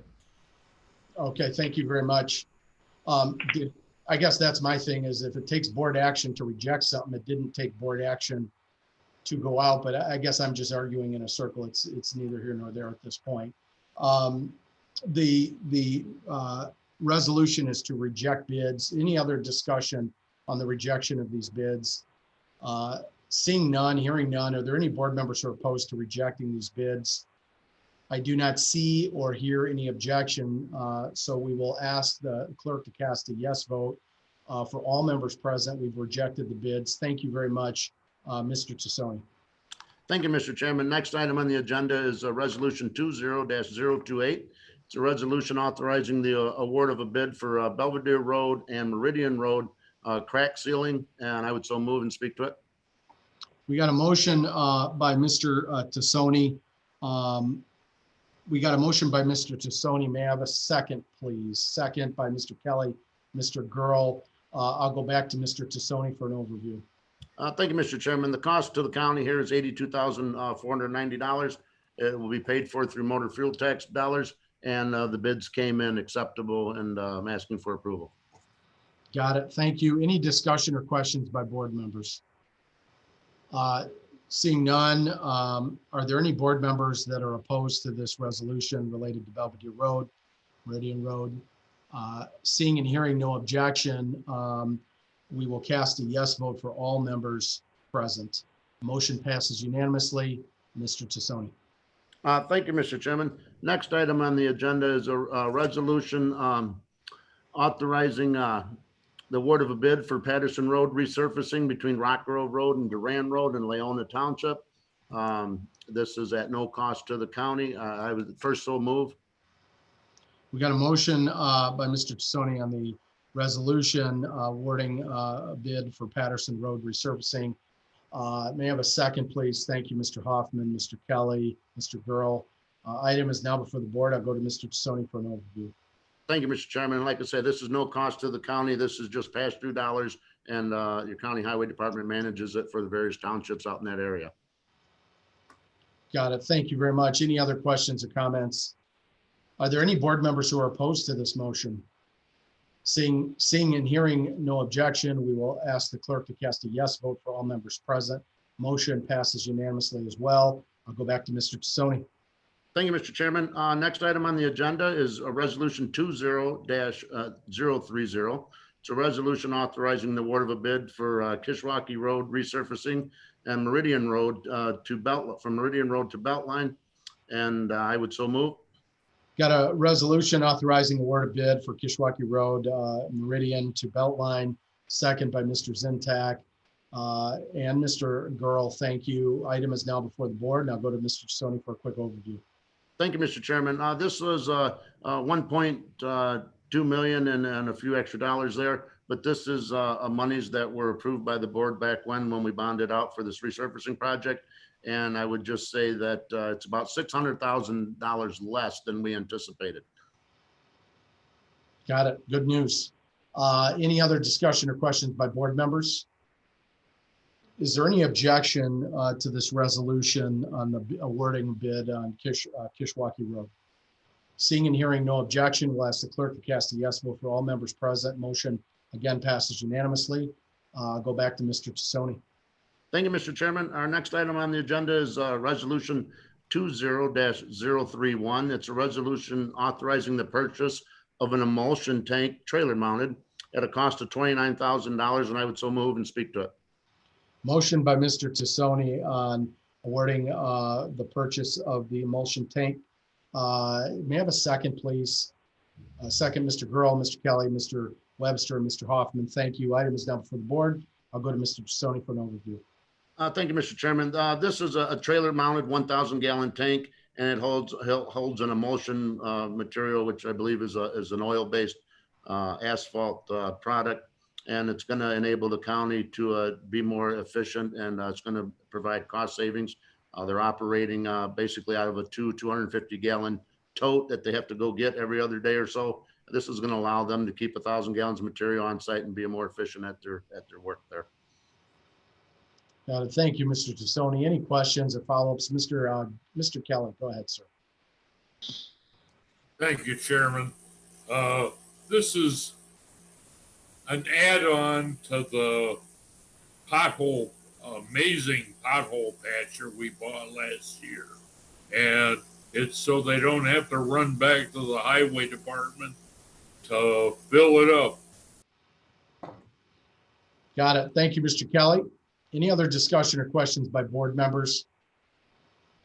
Seeing none, is there any opposition to the motion by Mr. Tassoni?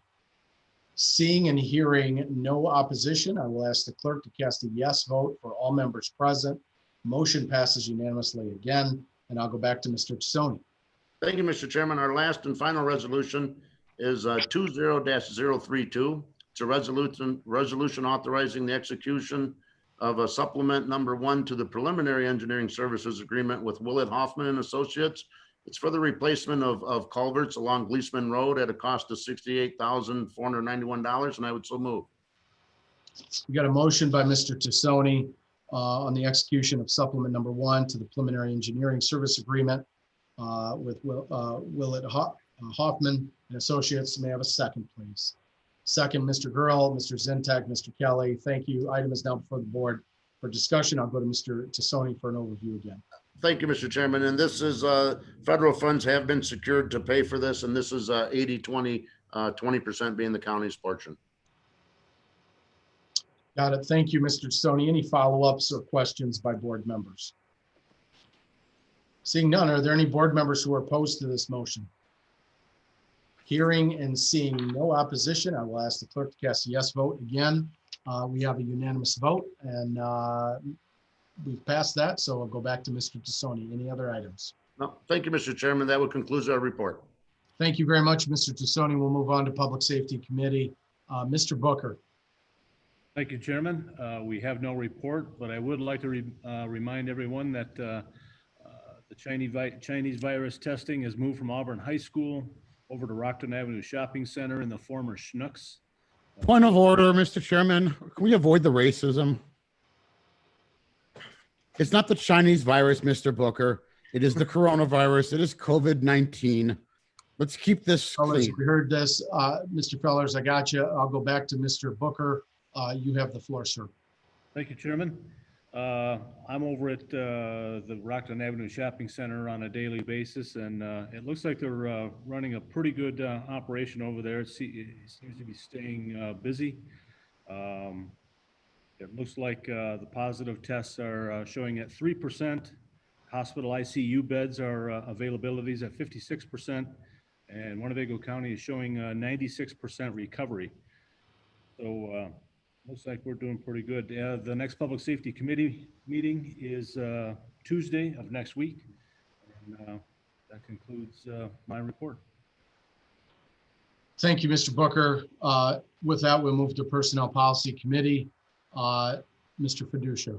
Thank you, Mr. Chairman. We have 3 items before us. The first item is a resolution authorizing the execution of an agreement with Prime Therapeutics to provide pharmaceutical benefits management services, and I would so move. We got a motion. We have a motion by Mr. Fiducia on the resolution authorizing the agreement with Prime Therapeutics. And I have a second by Mrs. Gorel, who's been back with us. And also, I believe Mr. Webster has his hand up as a second, as does Mr. Hoffman. Item is now before the board. Would somebody like to speak to this at a high level, either Mr. Fiducia? I see Deb from HR is with us as well. Would someone like to give a quick overview? I'd like to defer that to Ms. Kozer if she's online. Go ahead. Thank you, Mr. Chairman. So our current prescription benefit contract is set to expire December 31st of this year. That is with Optum. If you recall, earlier this year in May, a resolution was approved authorizing Gallagher, our benefits consultant, to conduct an RFP search for our next pharmacy benefit manager. This was at no cost to the county. The vendor that we select for the next contract will pay Gallagher a $35,000 consulting fee. The request for proposal was sent to 4 vendors. It was narrowed down to 2 vendors to make presentations. Our current vendor, Optum, and Prime Therapeutics were chosen for presentations. After the presentation from Optum and Prime, it was decided to move ahead with changing to Prime for 1/1/2021. There's several cost savings by moving to Prime. Currently, we pay additional fees by having our prescription benefit carved out from our medical benefit. That will save us approximately $20,000 a year in additional fees. Prime Therapeutics is including a transition credit of $100,000 that will be spread over 3 years. And the prescription rebates at Prime are guaranteed. Our current prescription spend is approximately $2.4 million a year, with approximately $800,000 a year in rebates. Our rebates with Prime are expected to be approximately $916,000 the first year and increase to approximately $1 million in the 3rd year of the contract. This will simplify our medical and prescription benefits. Moving forward, employees will have 1 ID card and 1 customer service, to contact with questions. Is there any questions for Deb related to this item? I'm sorry, I don't see any hands up or hear any questions. Thank you for that overview, Devin, for your work on that. Any other questions by board members on this item? Seeing none, is there any opposition to this motion? Seeing and hearing no opposition, I will ask the clerk to cast a yes vote for all members present. Motion passes unanimously. Thank you very much, Deb, for the overview, and I'll go back to Mr. Fiducia. Thank you, Mr. Chairman. The next item on the agenda is a resolution of the County of Winnebago, Illinois, authorizing the execution of an intergovernmental agreement with the County of Boone for animal services. I will just speak to this shortly. That is going to be at no charge or no extra fee for the county, and we're looking to make a little revenue on the deal too. We got a motion. Thank you, Mr. Fiducia. Motion by Mr. Fiducia on the IGA with Boone County. May I have a second, please? Mr. Arena, Mr. Kelly, on the second. Item is now before the board. Thank you for the overview, Mr. Fiducia. Any follow-up questions or comments? Seeing none, are there any board members who are opposed to this IGA with Boone County? Seeing and hearing no objection, I will ask the clerk to cast a yes vote for all members present. Motion passes unanimously. Thank you very much. I know Boone County appreciates this partnership as well. So thank you, and I'll go back to Mr. Fiducia. Thank you, Mr. Chairman. The next is a resolution I'd like to read in and then ask to send it back to committee. And that resolution is authorizing Chairman of Winnebago County Board to execute amended to consultant agreement with Generations Healthcare Network LLC, and that's reference River Bluff. And I've had a couple board members ask me to send that back to committee due to some of the escalating costs at River Bluff for further discussion. So I'd like to read it in and then ask to send it back to committee. So we got a motion by Mr. Fiducia on this resolution to send this resolution back to the Personnel and Policy Committee for further discussion. The motion was made by Mr. Fiducia. Is there a second to this motion? Second by Mr. Arena, Mr. Zintak, to send this back to committee. The item now is before the board for discussion. Is there anybody want to share the why behind the move to send it back? May I ask why? Yeah, I'll take Mrs. Gorel's question. Why send it back to committee? Just to put it on record. Mr. Arena has his hand up. Thank you, Mr. Chairman. I did contact Mr. Fiducia, and I did vote for this in committee. And then after our committee meeting, we had the Baker Tilly report. And in that report, they talked about the nursing home not having their billing up to date. And I'm curious, this is, I believe, $30,000 a month that we'd be spending with this vendor. And that's reducing it from, I think it was at $50,000 a month before, and it's my understanding, were in place during the period of time when this billing issue happened. So I just want to know, that seemed like a fundamental thing that should not have occurred when we're investing that amount of money in a consultant. And I would just want to maybe be able to ask the consultant some questions to find out what's going on and why it happened. Thank you, Mr. Arena. Is there any, and just putting it out there, is there any time sensitive issues with? Yes, there are some time issues right now. I see Pat is online. We also have to remember things have been pretty rough over there, and they're still, Steve, am I correct? Are they still keeping all those dead bills, trying to collect them? Are they still trying to do that? Are you still doing that, Steve? Have you purged them, or are they still showing up as debt that's not being paid? Steve? I'm not completely, I guess, cognizant of what they've purged and what they have, and I guess I don't know if Pat would be able to explain that or not. I'm sorry. Would you like to weigh in, Pat, just for clarity on anything related to the time sensitivity or any contextual? It is very time sensitive.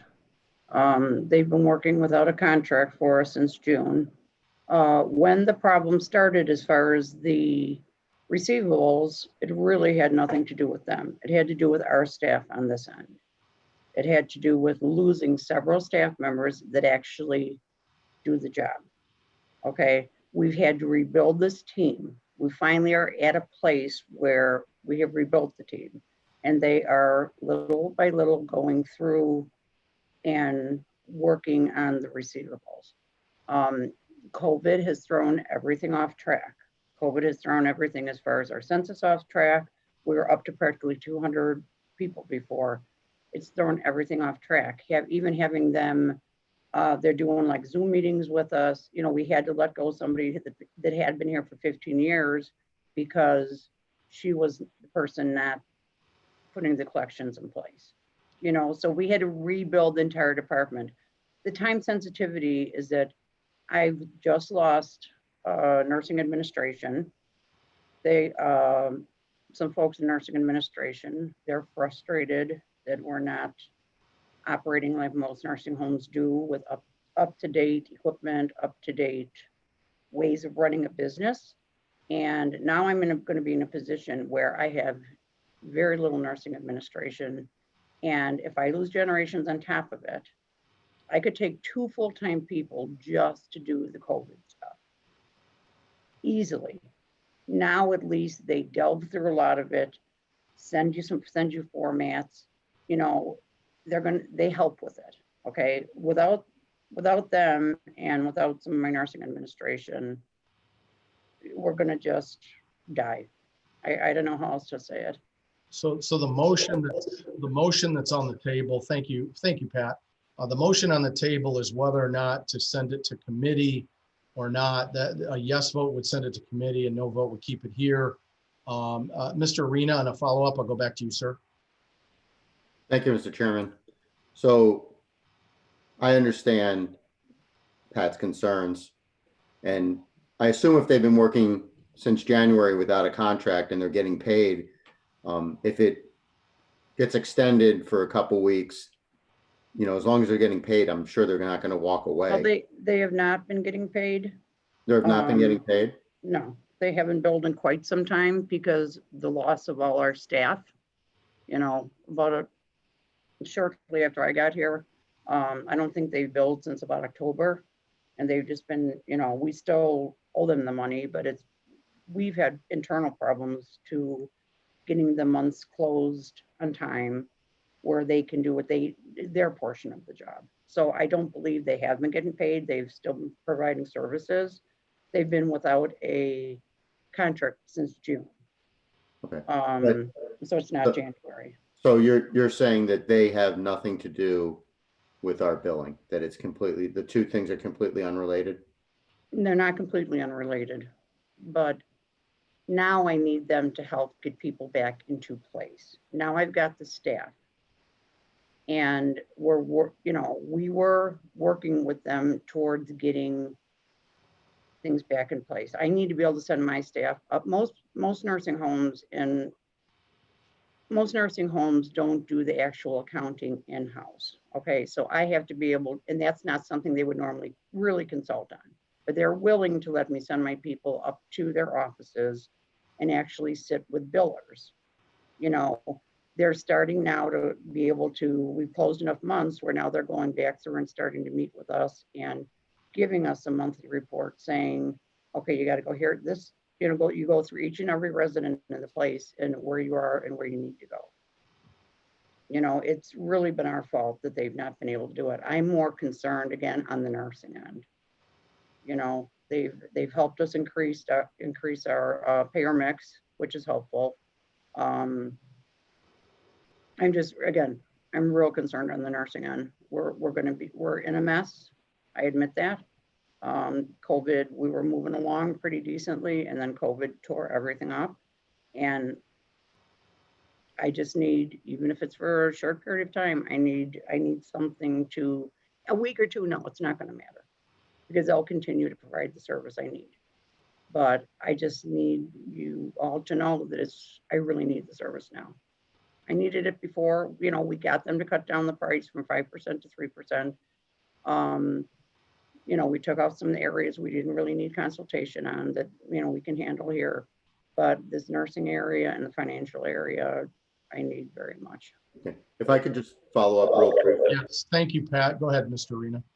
All right, well, I'm new to this committee and this is just, just came to my attention. It's a significant amount of money in my opinion, which is why I, was concerned and had more questions. But I'm going to defer to Mr. Fiducia's judgment on this, whatever he thinks is best, because he's much more familiar with the history behind this than I am. So thank you. Thank you, Pat. Thank you, Mr. Arena. Mr. Fiducia, I think you had your hand up there a minute ago. Go ahead, sir. Thank you, Mr. Chairman. Thank you, Mr. Arena, for that. As I stated earlier, I didn't think they had that much to do with the billing process. Although in the interest of transparency, if we were to lay this over, I would only lay it over till the next meeting. But with the board's approval, I would like to withdraw my motion to send this back to committee and vote on it in front of the full board now. So I think unless there's an objection by the board, we'll allow the Mr. Fiducia, who made the initial motion, to withdraw his motion unless there's objection by the board. We want to do that. May I add one more thing? Yeah, just 1 second, Mrs. Gore. I'll come right back to you, I promise. But I do not see any objection to removing the motion to send this to committee. So we'll go ahead and allow us to pull back the motion to send it to committee, which keeps the resolution before the board for action this evening. Mrs. Gorel, I didn't mean to cut you off. Go ahead. No, I'm sorry. I didn't want to cut you off either. We need to take another look at all of what's going on at River Bluff. We have lost so many of our residents, not because of COVID, but for other reasons. But on the other hand, we have not been able to replace them. We probably have, I think, Pat, you said a waiting list of approximately 50 people waiting to come into River Bluff. We now have a wing that we're going to be able to bring them in, quarantine them. We can't just bring new residents in and not quarantine them because we don't know where they've been coming from. So it's important that we continue to go forward so that we can increase our income by getting in new residents, because that's one of the biggest problems we're having. And the other one is trying to retain nurses. I'm so familiar with this. I have a daughter that's in the business too. And having to retain nurses without giving them any emergency pay, without giving them any pay raises, they're risking their lives, and yet we expect them to come to work every day and be happy and just do whatever they have to do. So it's really important that we continue to keep River Bluff going. We have a lot of people out there with need for that establishment. Keep that in mind in this next week as we're talking. And Generations will help us go forward. And we need them more than now, especially since we've lost some of our top staff nursing. They also do recruiting for us, and they can get us some good recruits that we aren't able to get on our own. So keep those thoughts in mind, would you please? Thank you. So the item before the board now is the original resolution authorizing the Generations agreement. And that is before the board for action right now. A yes vote would pass the resolution, no vote would reject it. Mr. Arena, go ahead, sir. Thank you, Mr. Chairman. Remind me, what's the term or the length of this commitment? Pat? It's a year, but there's a 60-day out. Okay, thank you. A 1-year agreement with a 60-day out. Okay, thank you. Any other discussion or questions on the Generations agreement, the 1-year Generations agreement? With that, I will ask the clerk to please call the roll. Thank you, Mr. Chairman. Mr. Salgado, Yes. Mr. Schultz, Yes. Mr. Tassoni, Yes. Mr. Webster, Yep. Mr. Westcott, Yes. Mr. Zintak, Yes. Mr. Arena, Yes. Mr. Billich, Yes. Mr. Booker, Yes. Mr. Butita, Yes. Mrs. Crosby, Yes. Mr. Fellers, Yes. Mr. Fiducia, Yes. Mr. Girl, Yes. Mrs. Gorel, Yes. Mr. Hoffman, Yes. Mr. Kelly, Yes. Mr. McDonald, Yes. Mr. Neighbors, Yes. Mrs. Red. Yes. Thank you. That's all A's, Mr. Chairman. My apologies to everybody. We should have done a voice vote on that. My apologies. Motion passes unanimously.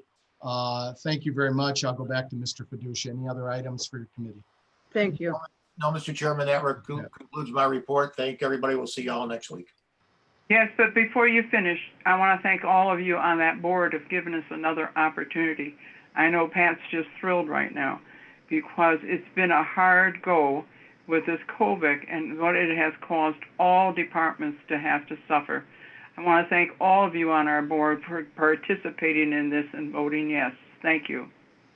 Thank you, Mr. Fiducia. Thank you, Mrs. Gorel, and thanks again for your comments, Pat, and for the discussion. Moving on, there's no new business since we've touched on the two economic development items that'll be going Mr. Billick's committee. There is a request for closed session related to litigation. I would entertain a motion to go to closed session. It's a motion by Mr. Mr. Keller. Chairman, Mr. Chairman. Yes, sir. I'm sorry. I didn't mean to skip over anything. Mr. Webster, go ahead, sir. Yep, before we go to close, could I ask one thing? Yes, sir. Okay, earlier the comment was, it took me a minute to get on Zoom tonight. And so you were already discussing things. Ms. Gummo was talking about ballots, I think, about the safety of how safe they are. Was that correct? Yes, and I think, thank you for bringing this up. I meant to go back to Mrs. Gummow to put on the record for anybody who missed the points you shared just prior to the meeting officially beginning. Clerk Gummow, could you quickly overview what you're seeing related to the elections? Thank you, Mr. Webster, for catching that.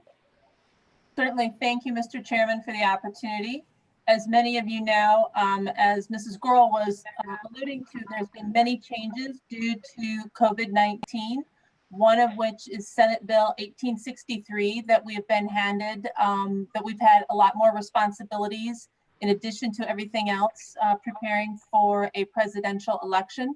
The first one is anybody who has voted in any one of the last 3 elections should have received an application in the mail to request a ballot by mail. Those were mailed out again to be received August 1st, and we mailed almost 60,000 applications to Winnebago County residents. And again, when I'm speaking, I'm only talking about registered voters of Winnebago County. Anybody who responds with that application or applies through our website to receive a ballot will receive a ballot when they're mailed out on September 24th. We do remind people if they do choose to receive a ballot by mail, they must use that through the Postal Service or through our drop box that we have in front of the county building. If they decide to go to the polling location, they have to bring that ballot with them to surrender, and then they'll get a fresh new ballot and cast their vote at that same time. But we're encouraging people to either vote by mail or vote at one of the early polling locations to help increase the safety to all voters, election judges, and election staff. We will also be opening the 3rd floor election center on September 24th for anybody interested in voting early. And then on October 19th, I will be announcing a large new facility for voting in Loves Park that we will have extended evening hours and weekend hours. Again, encouraging everyone to be safe before November 3rd. But we are doing everything we can to assure that the polls will be open on November 3rd as well. Thank you. Thank you very much, Clerk Gummow. Any follow-ups for Clerk Gummow? Mr. Webster? Yeah. Yes, thank you. Yes, you know, locally here, I have explicit trust in what Lori Gummow's doing there in her office. I've known her for many years. So at any rate, I don't have any issues at all once those ballots get into the clerk's office. What concerns me is the mail. And so once again, today, just today in my mail, I got a piece of mail that's addressed to a gentleman in South Beloit. I frequently get mail from one of my, I guess you'd call it neighbors. It's one road over from me that has the same address and number, but they're on a different street, different road than I am. So I frequently get mail from my neighbors there, and it makes me wonder, so that I got this guy's mail here today. So it has to be remailed. So this is why I question, I don't know, the mail-in ballots. I'm the type of guy that I really, I'm skeptical about that, about the mail-ins at all. After they finally get to their destination, I'm good with that. But the process of getting them there, I'm rather distrustful of. And so, Can I answer? you have to mail in, if you have to mail in, I don't have a problem with people that need to mail in their ballots, because there's a good reason for a lot of people that have to mail in their ballot. Yes, thank you, Mr. Webster. I'm going to go to Clerk Gummow. I think wanted to offer some context to the concern raised by Mr. Webster, and then Mrs. Gorel. I got you, then Mr. Kelly as a follow-up to that, if that's okay. I don't mean to go out of order, but I did think the clerk wanted to add something related to the election. Go ahead, Clerk Gummow. Thank you, Mr. Chairman. Again, you may have missed this, Mr. Webster. We will have a drop box out front of the administration building that is currently being utilized by the Winnebago County Treasurer to accept property tax payments. And she has had no issues with that box. It's bolted to the concrete. We have video surveillance on that box. And starting September 24th, we will put new signage on that box so that people can drop their ballot without having to enter the building. So it's a safe and secure way so that people can just drive up and drop their ballot. Also, any ballots that are postmarked November 3rd, we have 2 weeks to accept and process all those ballots as well. So as you mentioned, sometimes the Postal Service might get a few things backed up, but anything that is postmarked November 3rd, we have until November 17th to tabulate those ballots as well. Thank you for the Thank additional. you. My concern is getting the ballots to the person, not getting them back to you. That's my concern. Well, yeah, I'll go to Mrs. Gorel and then Mr. Kelly. If somebody doesn't receive a ballot, they could always follow up on one. That doesn't mean they would be denied their right to vote. But I do understand your eloquent point. Mrs. Gorel. Both you and Ms. Gummow has answered what I was going to say. Thank you. Thank you, Mrs. Gorel. Mr. Kelly, did you have something to add, sir? No. Oh, I'm sorry. Okay. Any other follow-ups, Mr. Webster? I want to make sure you get your questions answered. Clerk Gummow, anything else? No, I just encourage you, once you receive your ballot, to vote early. Do not hesitate or procrastinate in any way in getting those returned to us. You can vote early, you just can't vote often. Well said. Thank you, Clerk Gummow. Come on. Thank you for reminding me on that, Mr. Webster. And if we're good and we have no other new business, If you'll indulge me, I know there's a request, I believe by the state's attorney, regarding closed session related to litigation. May I have a motion to go to closed? I think I saw Mr. Fellers initially with a motion. May I have a second to go to closed session, please? Second. Second by Mrs. Grohl, thank you. Are there any board members opposed to going to closed session? I do not hear any objection or see any objection, so we will take about a 1-minute break and then immediately commence in closed session. Anybody who is not a member of the board or Steve or Pat Thompson, then we'll have them vacate the meeting. And thank you, everybody. We'll take a 1-minute break.